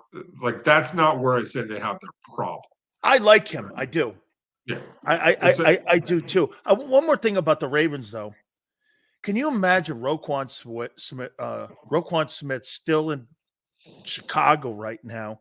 And look at what he's done with that Ravens defense and what Eric DeCosta did by putting that financial faith in him. It solidified they have no weakness on defense right now. They are so good on that side of the ball right now. And you put a 25-year-old kid. I mean, I thought the idea in Chicago was to acquire talent. You let that guy walk out the building, and you spent $100 million in 2 linebackers, where you could have had that guy signed to a new contract, but you went somewhere else, and you passed on Jalen Carter. I mean, boy, I tell you, man, Baltimore back again, making good decisions. I know it goes from Ozzie now to DeCosta, but he has made a massive impact in Baltimore. Look, their defense is as sound as it gets from front to back. All right. Queen's playing great. Talk about Roquan playing great. They don't have any real weaknesses there. Now they've played something of a light schedule, which has helped, improve it. But they've also in the past 4 weeks played Detroit, or past 3 weeks, played Detroit and Seattle, which are not necessarily Super Bowl contenders, but those are good mid-level to maybe upper-level teams. Detroit, I think they got the hardest schedule down the road here coming up here. But the bottom line is they handled those 2 teams at home. They hammered them. And I think the other thing that we're sort of missing in all this is if their defense is that good, you don't have to ask as much of Lamar Jackson. And Lamar Jackson can be very efficient. I mean, he's 71% because he's taken, leading the league. He's take the easy throw. You don't have to go take the high wire act throw. So he's off to his personal best 71% there. Only 2 interceptions. Yeah, there's only 9 touchdown passes. People could quibble about that. But the way that they run their offense, 9 is fine. Okay, that's great. They've only one of their 2 losses was a completely just happenstance game against Pittsburgh where they dropped 4 TD passes in that game. And the Steelers get lucky in a couple of places on, with their defense, right? By all rights, they should only have 1 loss, So what they're doing, what that defense allows them to do by not forcing Lamar Jackson to have to make those critical, tough passes. I always say this: if you don't ask him to make 5 or 6 of those plays, if you only ask him to make 2 or 3 of those high leverage plays, like 3rd and 8, 3rd and 9, 3rd and 7, 4th down, whatever it happens to be, you increase your odds of winning exponentially because he'll do everything else great. He's terrific at everything else. Is it Jalen Hurts and Lamar Jackson at the mid grades here, mid part of the season, where you would say 1-2, 2-1 when it comes to most valuable player in the race? And would you put Mahomes in there? Would you put Burrow in there? Or is it right now? Burrow didn't play well for the first 3 or 4 games. Yep. So he doesn't deserve it. Mahomes is just, their efficiency. Now Hurts is 4th in turnovers. Yeah, and so Hurts, I have a hard time with because I think it's not that he's regressed, but he's just not what he was last year. And their red zone efficiency has dropped by 15 or 17%, something like that. They're not scoring touchdowns. It's kind of ticking up a little bit over the last couple of weeks, but it started out horrifically. Their red zone issues were terrible. So, Jace, they're not turning the ball over as much over the last couple of weeks. And, to me, I think it's more about wanting to be a finesse team versus, like I said, a physical team. With the Gainwell and Swift are not physical. They're good. They're more of a pass. They're trying to evolve into a passing team. And I don't know. It just, to me, you're not going to replace $2,000 in running and 25 touchdowns, because last year, get this, Miles Sanders had 25 touchdowns with Hurts and 2,000 yards in rushing. You're not replacing that. And you're gonna throw more passing yards up, and which means this. That's more of a finesse team to me than what you did a year ago in 22. The 22 team to me was more of a physical football team. Yeah, and again, Hurts fed off of that. Yes, to put up some great numbers, and that happens. So I would have Lamar Jackson ahead of Hurts on that side. Christian McCaffrey deserves some play in this thing. I'll be honest, TJ Watt. Like Pittsburgh has no business. They have no. I have no idea how they're 5-3. Right, they have a negative yards per play by like a yard per play. Their offense is horrible. Okay, I mean it's hard to watch. Like, as much as I know George Pickens is a jackwagon and an idiot, okay, and a selfish prick, okay. As much as I know that from people who've told me what kind of pebble in my shoe. What? You what? That's what Mike Tomlin goes. What do you make of that comment? And he goes, George Pickens' concerns are a pebble in my shoe. Right, and I admire Tomlin for having that kind of bravado to say this is not that big a deal. At the same time, like Pickens is a child and he's handling this all wrong, but he's also not necessarily wrong about how bad things are. It's like Canada. Their offense is just not creative. Like, they just never run. They never run movement with their receivers where guys are cutting under each other to create traffic for the DBs, right? And create easy throws for Pickett, okay? And whatever Pickett and Pickens, whatever their problem is, I don't quite get it. Pickens, got to keep his feet in bounds for a touchdown, and so that's why he's wrong there. But this is not a creative offense, and they've got better players than a year ago. Like, they're further along, and this should look a whole lot better than it does. Giants make a mistake on Daniel Jones. Yeah, they made a mistake on Daniel Jones. You just don't pay for mediocrity. But it's so hard to go into that process of trying to find a guy. And I think that ultimately the price was not so staggeringly high that they got from underneath it. But and it's also hard to 40 million. 40 million a year. 40 million is not. I mean, I don't know, there's guys making 40. There's guys making 50 million now, right? With I get a it. truckload guaranteed.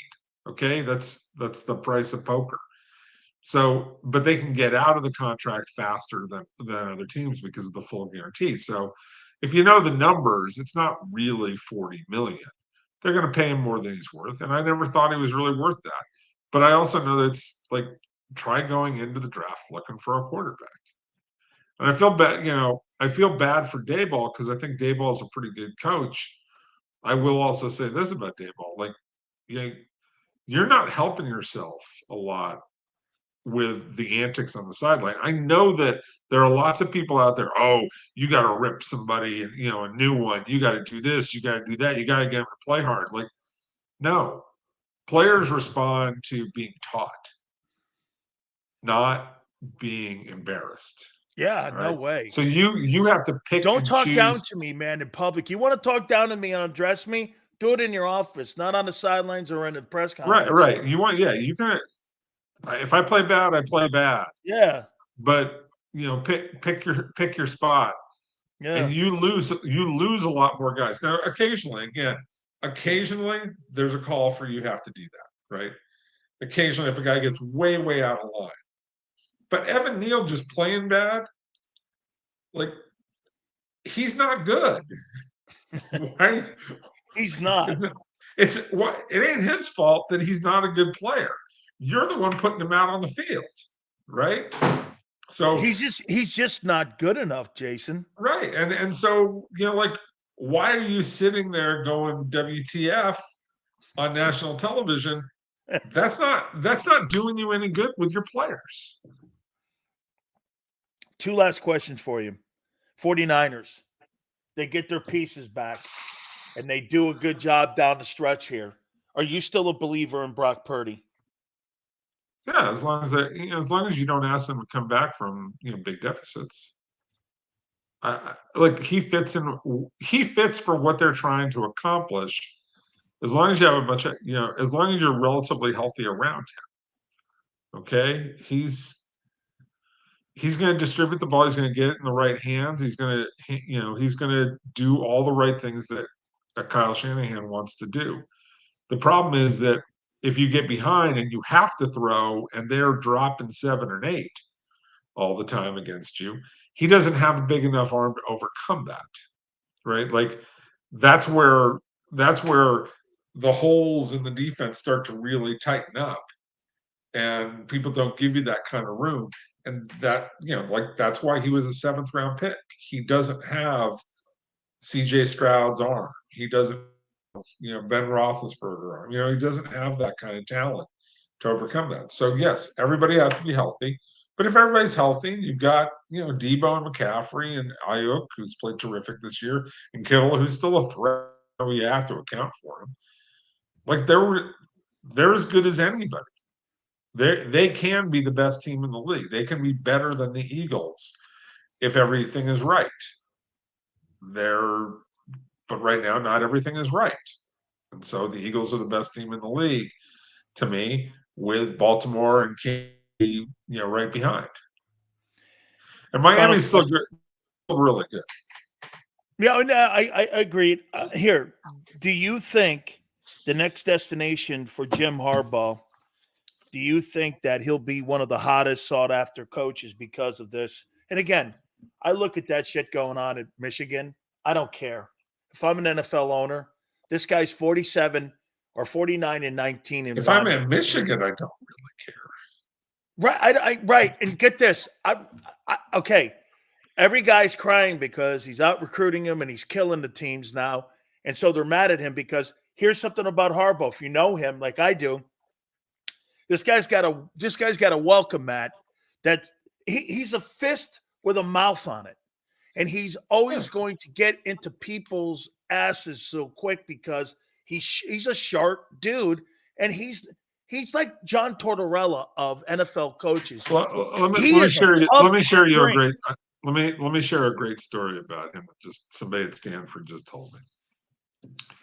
So when he was coaching at Stanford, I guess he got involved with a land deal with some of his buddies back in Michigan, and the way the contract on the land deal was written. He was responsible for all the money, and the deal went belly up. So we're talking, he was in debt, $8, $10, $12 million. It was a ton of cash he was on the hook for. Some of the Stanford real estate guys came in and they negotiated it out for him and got together, and they got him out of the deal for literally pennies, for almost nothing. So they go out to dinner, right? It's all the guys who basically save him and Harbaugh, and they're having a dinner where he's like, okay, great, let's relax. And then one of the downers comes in and says, hey, Jim, we just did this for you, but we're not expecting you, we expect a little bit of loyalty in return after we took care of you on this deal and negotiated it out for you. We don't want to hear about, this other team comes calling. And Harbaugh was completely honest with him and said, I'm the son of a coach. And they're like, well, what is that? Are you going to say a son of a bitch? Well, it's getting close to this. He goes, I'm a son of a coach. And they go, well, what does that mean? He goes, well, I never really lived any place for that long. My dad was a good coach, not a great coach. Like Jimmy. Yeah. And he was like, we moved every 2, 3, 4 years and bounced around and went here. He goes, and to be honest with you, that works for me because I wear people out. He does. And I was like, that's awesome, because it is an amazing amount of self-awareness by Jim Harbaugh about, he's a jackass in a lot of ways. Oh, he gets on people's nerves to no end. He's a great coach, right? Great coach. Another story from Stanford. He had them practice in full pads on Christmas Eve, right? Full padded practice on Christmas Eve, getting ready for a bowl game. They got into a fight. The players got into a fight on Christmas Eve, and Harbaugh's like standing there going, all right, it's Christmas Eve. But this is, that's his mentality. He's different. He is totally. But again, here's one thing though. There was conversation potentially David Tepper and him were going to meet last year. I think there was some talk with Minnesota. And if you think about it, the Trent Baalke thing didn't work out well. There was animosity there between the Yorks and all three of those guys. Baalke's down with the Jags now. Well, that was really about the Baalke thing was. Would it worry you, Jace, that he has these adversarial relationships at a lot of places that he's at? Yeah, I mean, look, it's concerning. If I'm hiring the guy, I'm hiring him thinking I'm maybe getting 4 to 5 years out of him. Is that good enough for me? That might be good enough for me. Like San Francisco, he got real close to winning a title, and at Stanford, that he is the father of the greatest era of Stanford football. I can tell that, right? Because that carried over not just him, but then it carried over to David Shaw. And we've never gone to more than 2 bowl games in a row. Like all of a sudden, we went to bowl games 7 or 8 straight years. I mean, that was fantastic. Did you get to a Rose Bowl? What? Didn't you get to a Rose Bowl between Shaw? I'm just saying we did. We got to Rose Bowls. We did. We never went for more. We would go. Yeah, no, right. Our history is we would go to back-to-back bowl games, right? We did Rose Bowls and back-to-back, but never get to a third one. Yeah. Right. And he broke us out of that pattern, because what always happens at Stanford is they want you to be good. They just don't want you to be too good. No. Here's what happens, Jace, because I tell people at a place like Stanford and Notre Dame, this is why they'll never win a national title at those places, is because when Nick Saban goes to admissions and has 20 guys, he gets 20 guys. When you go to admissions at Notre Dame and Stanford, you get 6 of those 20 guys. Yeah. And you have to build that up, and those guys become 3-4 year guys, and you have a great year. Those guys graduate, and you're back to the beginning again. That's why you have every other year and sometimes 2 years. But what Harbaugh did was he recruited and hit on a lot of those 7 guys, and it became a chain effect. And that's why he was probably the best recruiter in Stanford football history. Yeah, there's no question about it. I mean, truly no question about it that he left an imprint. And he also, I give him credit, I never thought that tough guy football would work at Stanford. I always thought it was going to be the Walsh, John Ralston, let's play pretty football, right? Throw the ball. He played tough guy football there. It worked, and it worked great. And he established something that lasted for a number of years. Again, David Shaw continued that legacy on. And so, yes, I would hire Jim Harbaugh, knowing full by year 2 or 3, He's going to be grousing about his contract, which is what he was doing in San Francisco. He was grousing about his contract. He was expecting to get paid this. He was expecting to get paid that. He wanted this. He wanted that. He wanted more control. Like, he's always going to find a reason. Window in after the bowl game that he had to have. Well, it comes back to, I never really lived anywhere that long, and I'm just going to grate on people because I'm going to be. Spurrier used to do that stuff. Yeah, I mean, it's just it's the nature of who people are. So I'd hire him. And again, you get back to the cheating thing. It's like this stuff happens in college football. It's stupid, and the fact that they allow it to happen, like that's what pisses me off about college football. Is like they play this holier than thou card. It's like no. You guys set up rules that essentially encouraged people to cheat, and like now it's entrapment basically. I mean, now they broke rules and it's bad and it's all those kinds of things, but just put in a radio system. What are you doing? Change your signals. What are you doing? Jason, you take Michigan out of the Big Ten in Ohio State, your Conference USA, okay? Iowa, Indiana. You might be the Big 12. You might be the Big 12. The Big 12. Okay. You're not. Michigan gives you identity. They sell Harbaugh in the khakis. He's a draw. The reason why networks, why they're not going to go on and have any problems? Because the networks are going to step in like ESPN and Fox and go, hang on. You're telling me we're going to send, we're going to send Ohio State, who is okay, I guess so. Again, Michigan's more compelling and a higher rating. Television networks run this stuff, dude. This. They run it. So the Big Ten championship game is going to be Iowa versus Ohio State. I'm not watching that. No, look. It's much ado. In my view, it's much ado about nothing other than it's an honor code violation and you deserve to pay. So, but as I always come back to all this, fix the problem so that people can't do this. The NFL had this rule back in 2007. The Patriots broke the rule. What do? They put in a coach to quarterback radio system, put in a coach to the middle linebacker radio system. There's no more of this cheating. Just get rid of it. Be done with it. Well, I know this, that Al Davis used to have, when they stayed at the hotels in Oakland, Al used to have like the maids go in on a Saturday and go in and look and see if any of the players at the rooms had any of like sketchy notes or anything in the trash buckets, or someone left a playbook behind. Then they would bring it over to Al. Told me this, and they would bring it over, or get this, say they were playing the Chargers with Wes Chandler and them guys. All of a sudden, they would turn the sprinklers on over at the Oakland Coliseum, and Wes Chandler goes, "I walk in there, it doesn't rain in California. How come the field is flooded?" I got two stories about Al, real quick.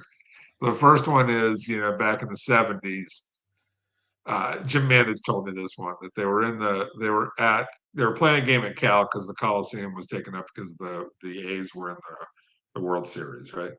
So they're playing at Cal, and Shula comes in at halftime, and he starts looking at the light fixture. And he goes, "Al, I know you have this place bugged. I know it. And he's screaming at the light fixture, and manages going, "What the hell is going on here?" But and the best part is, like, Al's line afterwards was, "It wasn't in the light fixture." That's number one. Now I've all of a sudden forgotten what was there. Oh, number two is Mike Ornstein told me this story. This is classic. That he used to have he would like make relationships with assistant coaches on other teams, and so he would go out on the field, and you would see inevitably that he would be back to back with the assistant coach from the other team, because he was always talking about, "Oh, I'm going to get you a job. I'm going to get you a job. I'm going to get you a job." Morris Bradshaw was part of that. Right. And so they would talk to each other back to back and share secrets. And Al would, and then there's a great story about him with Lance Allworth. when Lance Allworth was playing for the Chargers, and he goes up to Lance Allworth pretending to be a reporter and said, "Hey, what's your favorite route?" And then Gilman screams over there, goes, "Al, get away from my player!" Like that. Like, cheating happens. Like, this is just what these guys are about. There's too much on the line. So take away the opportunity. Expect them to live by some BS honor code. It's not gonna happen. Hey, Jace, I'm gonna leave you with this one here. So I had never played at the Horseshoe. So I go into the Horseshoe, and we're opposing team. I use the visiting lockers in there. I walk into the visiting lockers. This is before they retrofitted and fixed it up, the Horseshoe, Ohio State, where they played. I walk in there and I look and I go, the locker's pink and there's only 20 lockers and there's 60 of us. And there's one bar of soap and the towels all have starch in them. And I'm going like this. What in the – and the water's trickled down.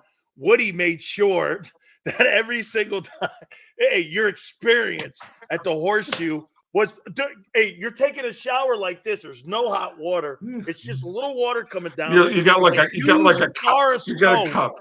Yeah, you got a cup. You got a cup, but and you're like trying to get out of the water. Like a bar of soap, Jason, that like 18 teams had used prior to that on the dish. And I'm sitting here looking at this, and there's a little, and it's like freezing cold. And there's 20 lockers and 65 of us. And I'm like, this is, and the walls were pink. That was Woody, man. That's what he wanted your experience. Jace, thank you so much, my friend. All right, dude. I'll talk to you later. You got it. That is our friend, Jason Cole, Pro Football Hall of Fame voter. Please follow him on Twitter and follow his work. Hit the like button. Power Hour coming up. Keep it here on the National Football Show.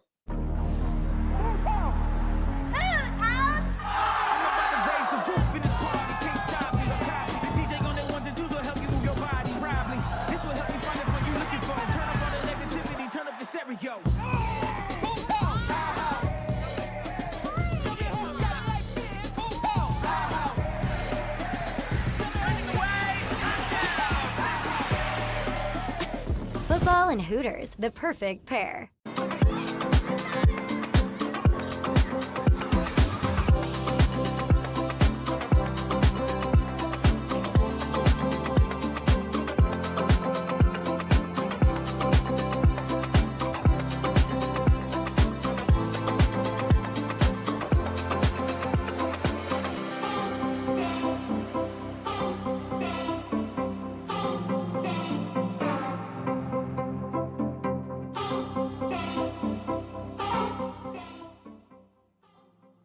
If you own a company and you're not producing a podcast, you're missing out. The public consumes messaging when they're ready. Join the professional podcast network of companies and let JAKIB Media Partners put you in the podcast arena. Come to our professional studio, or we'll come to your place of business and professionally produce your company podcast. Call JAKIB Media right now at 267-261-3428. 267-261-3428.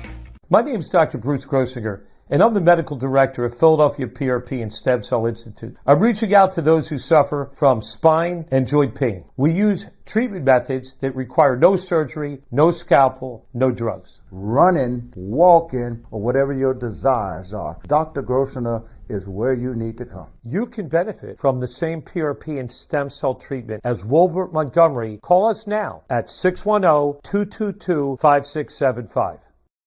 We're here to show you a better way to spend your state income taxes and get the money to where it's needed to most to the thousands of qualified kids. What we like about Blocks is they really know where the need is. This program ensures that their dollars come 100% into these kids for their tuition assistance. If you are able, Blocks makes the EITC piece go very quickly and very smoothly. Turn your PA state tax liability into need-based scholarships and receive a 90% tax credit.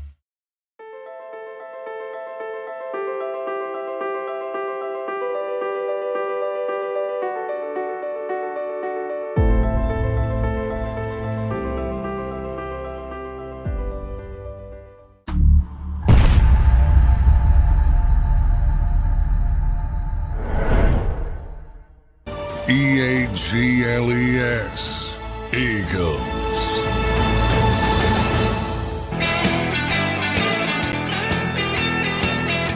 Nick Sills, National Football Show. Please hit the like button. We're going to reset here a little bit and talk a little bit about the birds here. Also, draft order. I want to look at week 10 of the National Football League as we move forward here. Some really great games and some really compelling games here. Hey, you know what? At the halfway mark, where would you put Reddick, Hassan? Where would you put him at the halfway mark when it comes to pass rushing? What do you think? What do you think our record will be in the next 5 games? That's a great question, Nate. He's not top 3.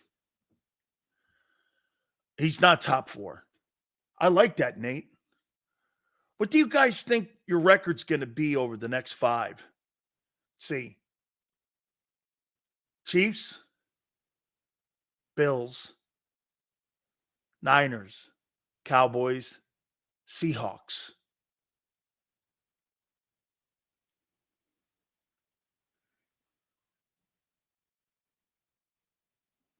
I'm not going to lie.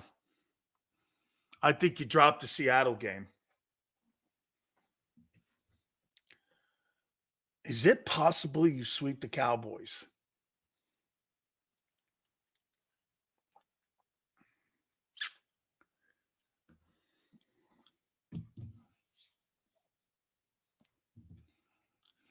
Here. How do you think Josh Allen's going to do against your secondary? Here, let's do that.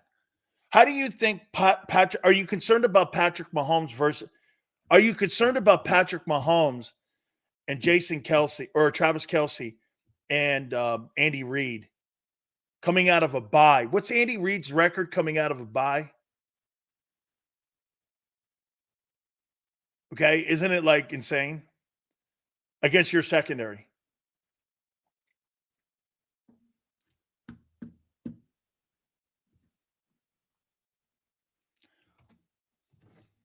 It's a good question there. Let's see. Someone says that you feel really good. You feel really good about Andy Reid and Josh or Patrick Mahomes and Travis Kelce versus your secondary. You feel really good. He's beaten you 2 games in a row. How could you feel really good? Where would you get that? What's Andy Reid's record after a bye in the NFL as a coach? A 27-4 record. Look at this guy right here. Just said that Nick's 2-0 after buys. Andy Reid's 27-4. 2-0 versus 27-4. I don't know. And Mahomes. Do you still feel really good? Let's take a look at this other thing here. I saw somebody say that Allen's going to throw 4 picks versus the worst pass defense in the league. Josh Allen's 2023 stats. Let's see here. He's got just as many picks as Jalen does. Maybe one more pick. And in the last 3 years, Josh Allen's thrown 37 touchdowns, 10 picks, 36 touchdowns, 15, 35 touchdowns, 14. And right now he's on pace for 36 TDs and 18. That'd be, but so is Jalen on pace for 18 turnovers. I don't think both will be that high. Reddick is number 1. Context. He was hurt in the first 4 games. And in the last 5, he's got 7.5 sacks. Luscious thinks he's the best pass rusher in the NFL. I don't think it's crazy. I did a year ago. Okay? Look at Maniac. Allen, 300 yards, 3 touchdowns. Eagles win. Okay? The problems, in my opinion, in Buffalo really are coming on the defensive side more so. Let me take a look at that one more time here. I want to take a look at that. What Allen's done this year. Man, he's really put up a lot of touchdowns. He's put up a ton. Okay. Yeah, he's leading the NFL in interceptions right now. He's got 18 TDs and 9. So I think Jalen's right behind him with 8. I think he's right there. Hurts is 4th in turnovers, actually. Okay. How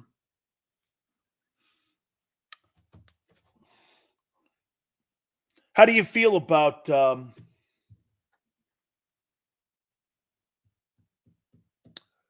49ers and Kittle, Debo, Ayuk, McCaffrey attacking your secondary and your linebackers?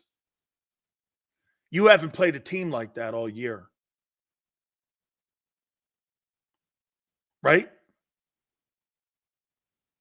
When the 49ers come to the link, you haven't played a back, a tight end, and 2 wideouts with that kind of offense versus your defense.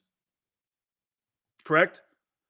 What linebacker do you have that's going to cover Kittle or McCaffrey or Ayuk? You think your cornerback? Do your cornerbacks match up versus Debo and Ayuk in San Francisco? You're going to have to get home. And their defense is better than your defense, I believe.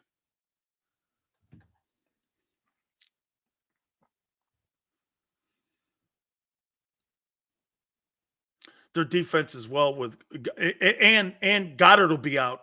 Hey, you know what's crazy? Am I right, Tone, when I say this? Goddard's going to be out the entire 5-game stretch that you're going on here now. Is that right? Goddard will be out the entire stretch. So he'll be missed. Strong possibility that Goddard's going to be out in every one of these.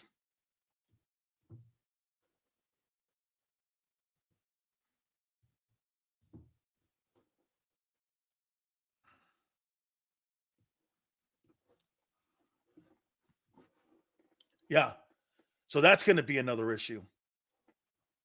Is that you're going to miss Dallas Goedert here.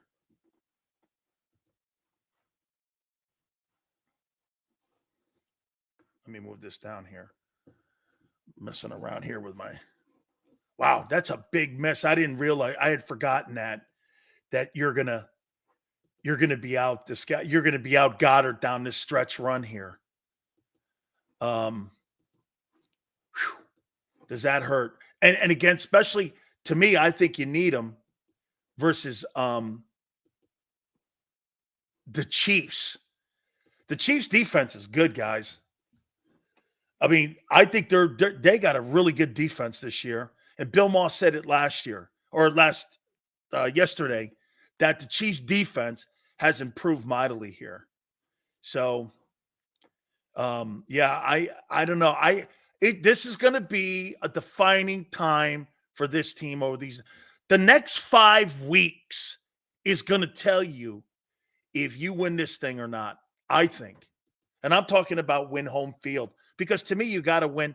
It's about winning the division first, then winning home field second.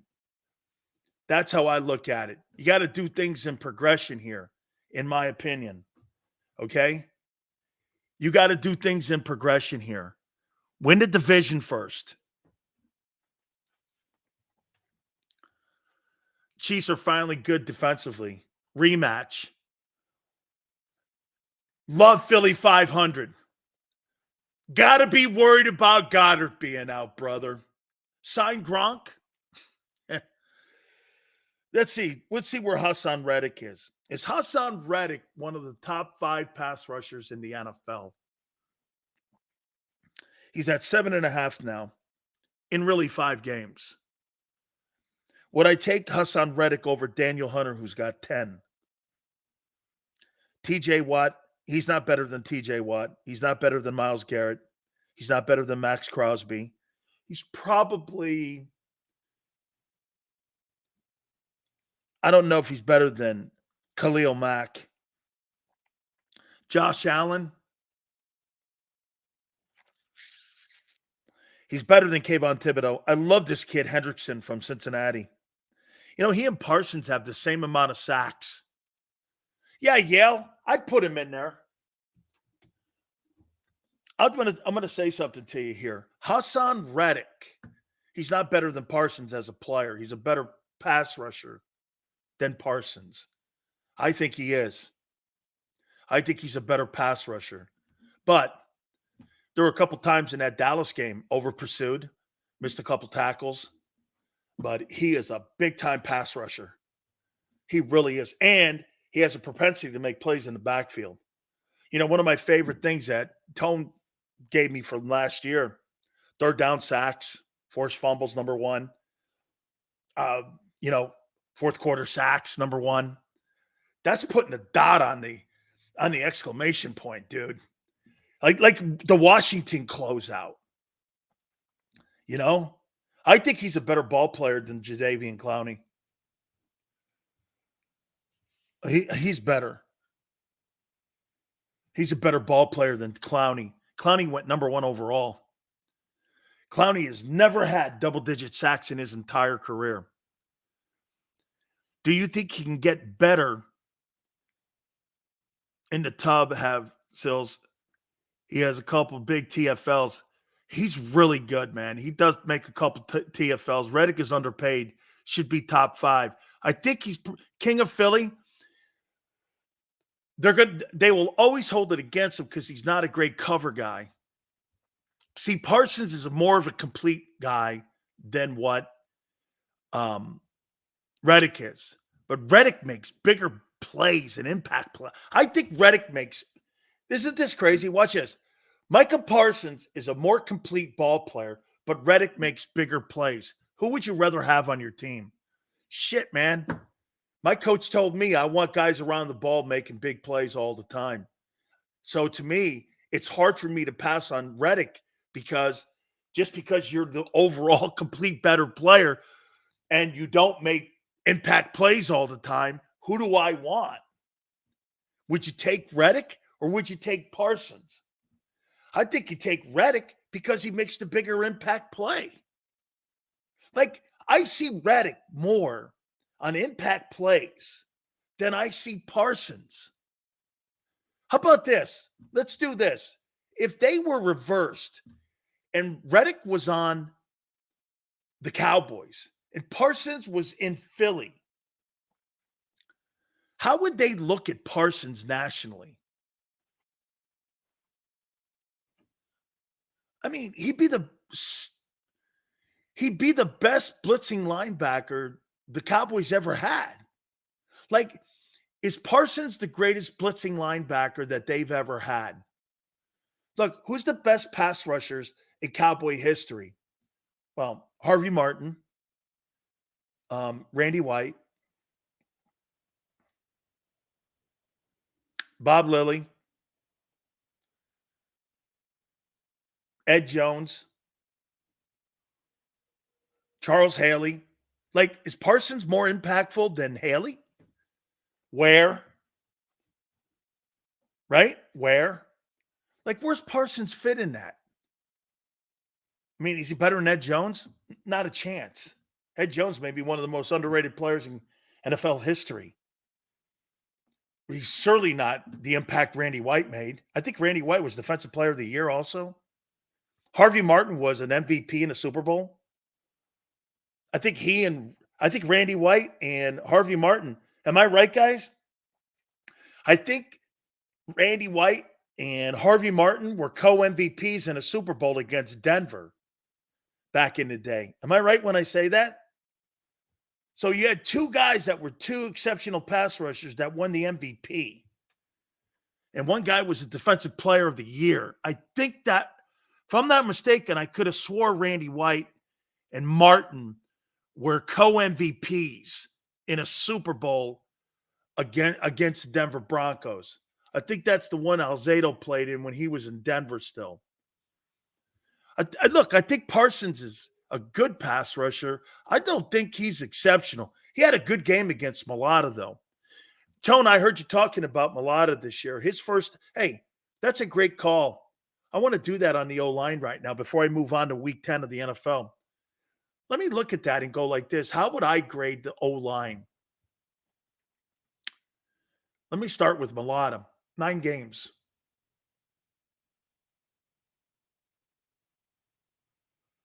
He's got the blind side of the quarterback. And remember something with the blind side of the quarterback until this dynamic changes. Harvey Martin and Randy White. Thanks, Tone. Remember something about the left side and the left OT. Until the money changes, or there's more right tackles making more than the left tackles, the dynamic will always be the blind side of the quarterback will always be the higher priority. Okay?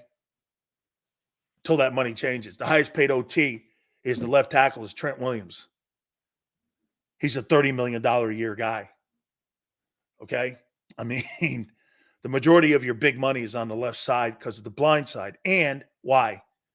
Because your quarterbacks are right-handed most of the time, okay? Now, I do agree with guys like Tone and everyone who say most of the time now what you have is you have guys moving all around, but still the predominant run guy is always going to be your right tackle, okay?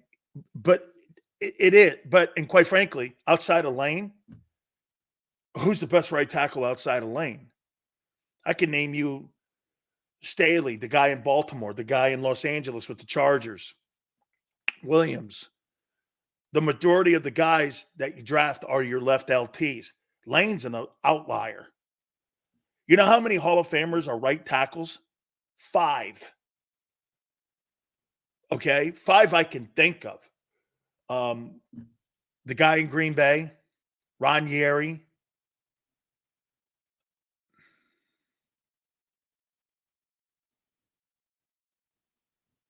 Now, the dynamics change it because the game is more passing. But Lane, and by the way, when they evaluate him for his Hall of Fame, he won't be a first ballot because he's a right tackle.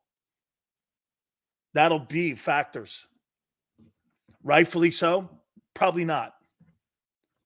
Do I think he's a first ballot? I do. But the voters will hold that against him. Is he in the conversation with the best tackles in the game? Absolutely. Is he in the conversation as one of the best offensive tackles in the last 20 years? Absolutely. But get this. He's not better than the guy you had manning before Mailata was over there on the left side. What's the guy's name that you guys had over there in 17 before he got hurt in the Super Bowl? Oh, no. Lane's going to get in, yo. Okay? Lane's going to get in. He'll get in. But Jason Peters is superior to him. Let's be candid here. Then again, Jason Peters is superior to a lot of dudes. Hey, man, when you get begged to play at 41, yeah, that's GOAT stuff. Okay? Please come play. We'll give you $3 million. Please. I'm 41.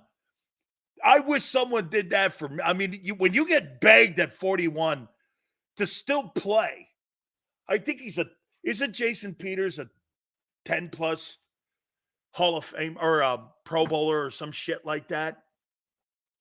My opinion, Jason Peters, when his name comes up for consideration for the Hall of Fame, I will have no problem at all whatsoever putting that guy on my list as one of the best offensive tackles in my lifetime. Like, do I think he's better than Eric Howard or Eric Williams? I mean, absolutely. Let me see something here. Jason Peters. According to Wikipedia, let me see this. He's 41. Is he in Seattle right now? Don't tell me that. He's in Seattle? Jason Peters is playing in Seattle? He's 41.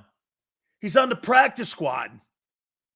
This guy's still getting a paycheck and he's almost collected Social Security, you're a GOAT. You are a GOAT. 9-time Pro Bowler, all-decade team. 219 games started. Was in Buffalo, Philly from 9 to 20, Bears, Cowboys, Seahawks. He's 41, and he's on a practice squad. Dude, what a great football player. Man, that's a man right there, boss. Like, do I think Trent Williams is better than Jason Peters?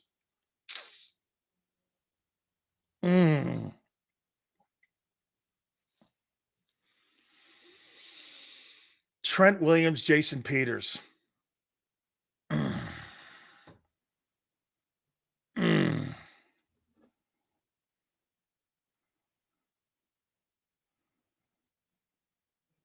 Trent Williams. According to Wikipedia, 10-time Pro Bowler. 10-time Pro Bowler. He's 10-time. Peters is 9. Man. How about this? You take one, I'll take the other. Are we good? Okay. Are we good? I'll take whoever you don't want. Hey, it's one of those like this. LT or Reggie? Well, who do you want? I'll take Reggie. Okay, I'll get LT. Shit. Yeah, okay. Yeah. You know what I mean? I'll take whatever guy you don't want, I'll take. You don't want him, I'll take him. Man. So Mailata's great.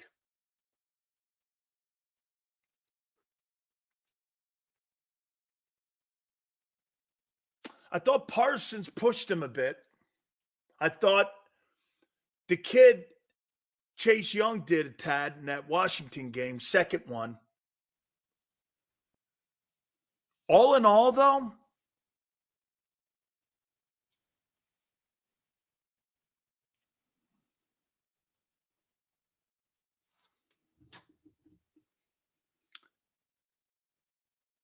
B+. I think he's a sensational ball player. How many years has he been playing the offensive tackle position? 2. How many years has he been playing that left tackle position? Seriously, 5? This guy didn't know how to put a – can you imagine this? He's the greatest athlete on your team. That includes A.J. Brown. He's your greatest athlete. Jordan Mailata is the best athlete on the Eagles. You want to know why? So this guy didn't know how to put a helmet on. This guy never knew how to put shoulder pads on. He never knew what a trap block was. He didn't know what pass probe was. He didn't know how to pull on a block. He didn't know what a scoop and slip is. He had no idea how to put his hands out the block. And he's one of the top 3 offensive tackles left in the league. Here, so let me just never have played the sport. Not in high school, not in college, not anywhere professionally. And I'm just going to join the Eagles. And I'm going to be the best offensive tackle in the NFL at left side. It's insane. That's like going to the gym or going to a rugby field or a soccer field going, how'd you like to play left offensive tackle? Okay. That's like finding Antonio Gates. Seriously, Antonio, you ever played football? No. How'd you like to be a tight end? Okay. He's going to Canton too. How do you rate John Runyon? Excellent ball player. I think John Runyon, in my opinion, probably a 4th or 5th ballot. Will probably get more consideration in there. I think there's been lesser offensive tackles get this. Do I think that the guy in Cleveland who just went in, that kid Joe Thomas, is better than John Runyon? I don't know. I think the guy in Cleveland got more push than John Runyon did. I don't know. I got an ass with a guy who played offensive tackle on the worst teams in NFL history. Okay? I do. You played on the worst teams in NFL history, made 10 Pro Bowls? Well, how'd you do that? Well, you were so good you were on shitty teams? Well, you had no impact then. How could you be in the Hall of Fame and have no impact on your team? He was even on an 0-16 team. Okay? So Mailata gets a B+. Landon Dickerson. Man, I like him. Was he a second rounder? Was Dickerson a second round draft choice by Howie?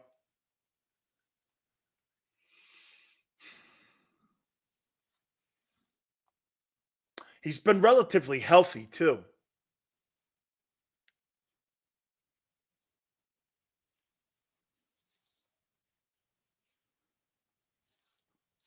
I would say B. Solid. A B. Jason Kelce now. Slipping, scooping. He's the reason. He and Jay, get this. The reason the tush push is so effective is because Kelce and Jalen are so good at it together. They're a combo. How many quarterbacks and centers do you see get pushed back? Where those two guys, I never see Jason Kelce get pushed back on that play. That's the key to it. His quickness to get the foot. You know what it is too? His quickness, and I love the fact that he gets in a 4-point stance. So he gets in a 4-point stance, gets that ball back quick enough. Remember this. Look, you got 900 pounds of guys in front of him, one on his shoulder, in front of him, and over here. And he's got to do this. And he's got to put that ball up, which means he's on the ground with one hand. I don't know how you just don't pull the guy and create a lane for the guy behind you to hit Hurts in the head. I mean, he's got to snap the ball. And what you're told to do when a guy snaps the ball, you're told to pin the arm because he's one-handed. One-handed guys aren't stopping Quentin Williams. So for him to get that hand back around again, he had to have been some type of wrestler. He had to be a wrestler back in the day or something where he knows leverage and shit like that, because that's a wrestling move where you get your hand back around again because his quickness in his – dude, I'll tell you what, that guy could probably take a cigar out of your mouth and it's lit. Put it in his, take a puff and put it back in yours without you even knowing. He must have the quickest hands on the planet. You understand? He's got to snap that ball between his legs. How don't the guys pin his arm, hold his arm down? He flips it back around, gets his hands on you, and he's pushing all in the same mode. He's the factor in that whole tush push. And Hurts gets behind him because you know why? He's always moving forward. Jason Kelce makes that play move because of his immense quickness. And when you're 35 years old and you're moving like that and you're quick like that, that's fucking amazing, man. Dude, if I'm the Eagles, I pray he comes back. I want him to play 2 more years. I see no slowing in his game. I think Ragnow up in Detroit's playing good. I like the guy Creed in Kansas City. Or Humphrey, whatever it is, the guy that's their center in Kansas City. I like that guy too. But I think Kelce's the all-pro center again. He's an A, man. So you got 2 Bs, high B, and an A at center. Right guard, obviously. Here, you know what I'm going to say in this on the right guard position? It's absolutely been, and I thought Suapeta was going to be because he had a great game against Donald. And I'll take the money back thing, the whole thing. He's not been really what they were needing. He had a great game against Aaron Donald. Maybe Donald was not prepared or what have you. But they got the game film on him, and they know how to beat him. You know what he is? He's lunging. He's a little slow in his feet. He's really not strong in the upper body. They can shake him. And what I mean by shake him, so will Pettit. If you lean like this, what happens? You're picking sides. You're slapping hands. You're power rushing. You can bull rush him. How many times do you see him get bull rushed back into Jalen? He can't really handle strong dudes with bull rushes. They run him right. Like those guys from Washington, I thought they put him back on in Jalen's lap almost the entire game. If Sean Taylor wasn't cut short, first ballot, slam dunk. Jerome too, though. University of Miami lost two guys who would have been first ballot Hall of Famers, Jerome Brown and Sean Taylor. Jerome Brown was a first ballot Hall of Famer. Jerome probably needed 3 more years. Okay, in Philly, probably 3 more years. That would have given him 6 first team or 6 Pro Bowls, and he'd have made it. He was killed 3 years too soon before the Hall of Fame.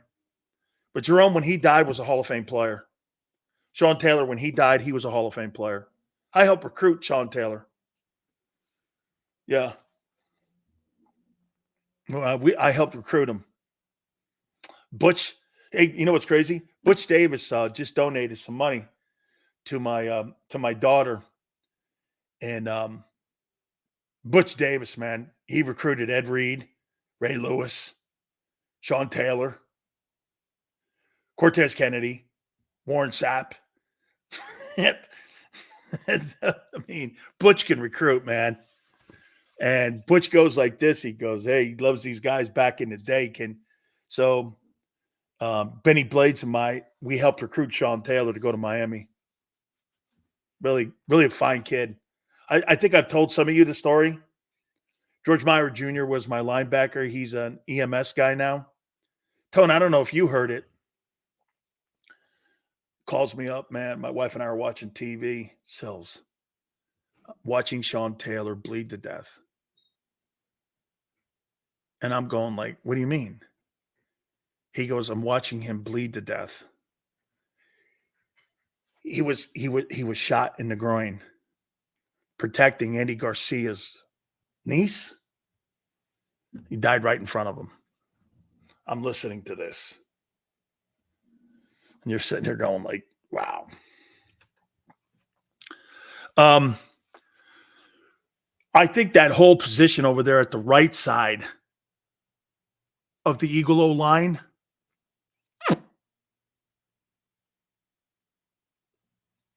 C-. Yeah, Sean Taylor, man. I listened to George Meyer Jr. tell me as his face turned to ash that he died right there on the phone.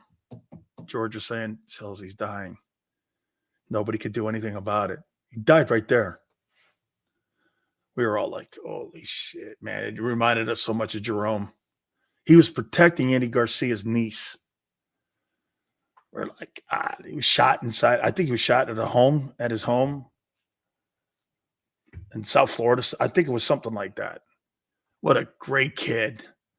And dude, you know what his problem was? He had a great personality, Sean Taylor.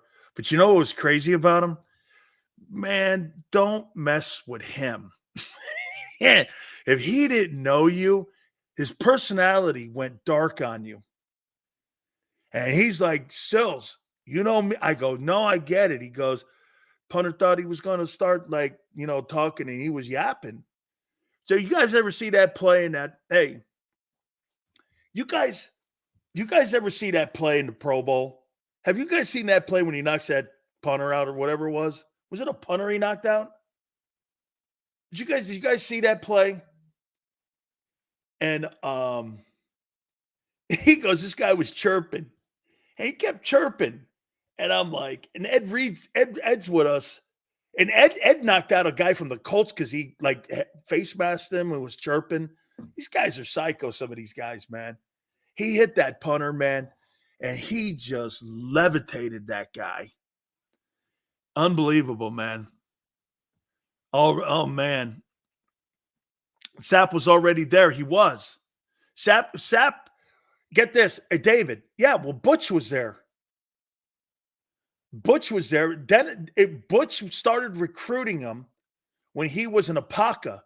I think then Dennis got the job, and Butch went and was with Dallas, but they were recruiting him because he was like a South. They were get this. They were recruiting Sapto as a tight end. And when he got to Miami as a tight end. I think Coach O was there as his O-line coach. After Butch put O in there. I forget how that whole process went because Mark Caesar was the other. The Rock was there during this time. Real, right? Hey, Real, am I right? Sap's a pocket kid, right?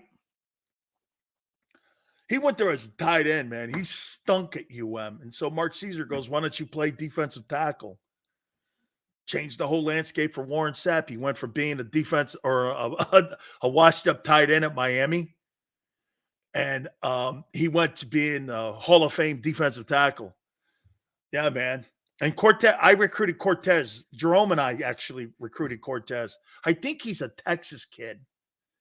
And Jerome and the mom came, or Cortez and the mom came down. God, man, I've posted the Hall of Fame. I got invited to the Pro Football Hall of Fame when he was inducted. And Cortez always said, he goes, hey, you think Jerome would be proud of me? I go, yeah. What are you, crazy? I'm proud of you, man. He goes, I know you are, man. I go, he invited us to the Hall of Fame when he got inducted. And Cortez and his mom came down, and we took them out. And Jimmy's like, don't do anything crazy, please. So me and Jerome and Stubbs and I think Benny and Michael Irvin, we all took him out. I think the mom's name was Rose. Oh, Cortez was a great kid, man. Need to write a book? I think we're doing that, man. I'll tell you what, I'm going to take a time out here, and I want to look at week 10 of the NFL. All right? Please hit the like button. Keep it here on the National Football Show.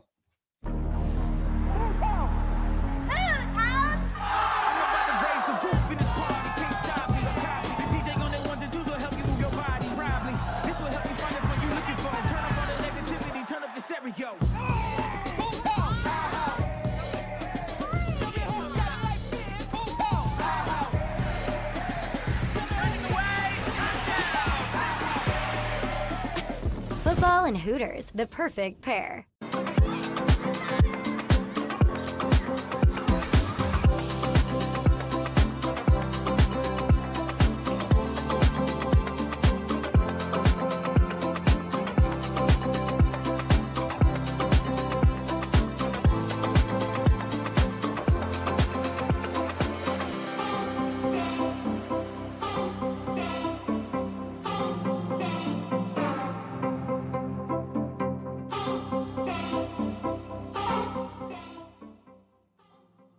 If you own a company and you're not producing a podcast, you're missing out. The public consumes messaging when they're ready. Join the professional podcast network of companies and let JAKIB Media Partners put you in the podcast arena. Come to our professional studio, or we'll come to your place of business and professionally produce your company podcast. Call JAKIB Media right now at 267-261-3428. 267-261-3428. My name is Dr. Bruce Grossinger, and I'm the medical director of Philadelphia PRP and Stem Cell Institute. I'm reaching out to those who suffer from spine and joint pain. We use treatment methods that require no surgery, no scalpel, no drugs. Running, walking, or whatever your desires are, Dr. Grossinger is where you need to come. You can benefit from the same PRP and stem cell treatment as Wilbert Montgomery. Call us now at 610-222-5675. We're here to show you a better way to spend your state income taxes and get the money to where it's needed to most to the thousands of qualified kids. What we like about Blocks is they really know where the need is. This program ensures that their dollars come 100% into these kids for their tuition assistance. If you are able, Blocks makes the EITC piece go very quickly and very smoothly. Turn your PA state tax liability into need-based scholarships and receive a 90% tax credit.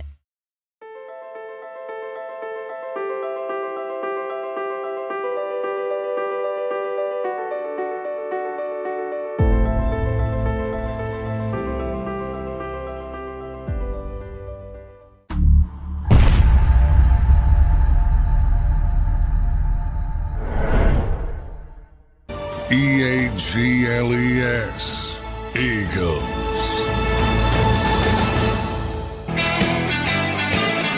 The crime of the Dallas Cowboys is still going on. If you type in Micah Parsons on X, do you know what pops up? Him doing this when Landon Dickerson's holding him. And everybody's on the internet going, not much he can do here. Hey, son, you're in the NFL. You get held every play. Man, they do not want to give you guys credit for beating them. You know, it really makes me want to root for you instead of Dallas. Not that I root for Dallas, because I don't. I don't root for the Cowboys. I don't really root for anybody. I like to see really good football. I do not root for them because I can't root for people who whine. Holy cow, man.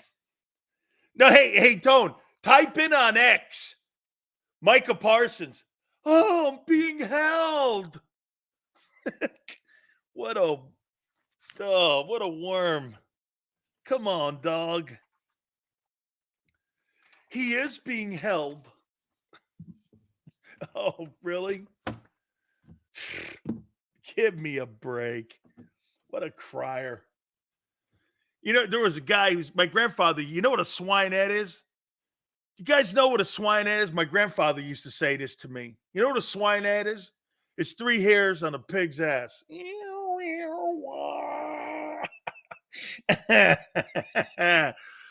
played a swinette. Holy cow, man. Yeah, my grandpa, when I used to start moaning and crying, my grandfather would go like this. You know who Johnny Ray is? Cry me a river. Or 3 hairs on a pig's ass. Tone, it was terrible. My grandfather would go, hey, what are you playing the swinette on me here? 3 hairs on a pig's ass. Like a violin. Holy Maran. I'm like, oh, Maran, okay. Anyway, hey, how many people are watching Carolina, Chicago tonight? Are you guys going to test your football? Your football tonight? Well, hey, watching Chicago. Who's the quarterbacks in this game?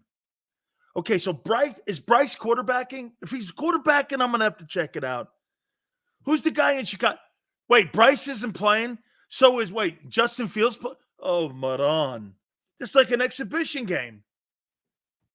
This is like an exhibition football game, then, right? Hoy vey. Oh my God. All right. 2 backups are going to be playing in this puppy here. I'll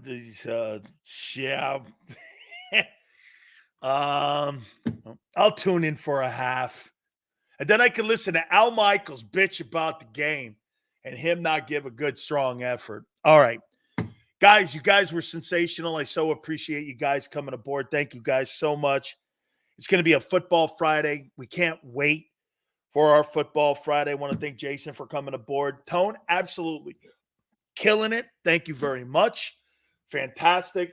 Xander, Big Joe, we thank you. 2 to 6 tomorrow, and we'll see you on the flip side.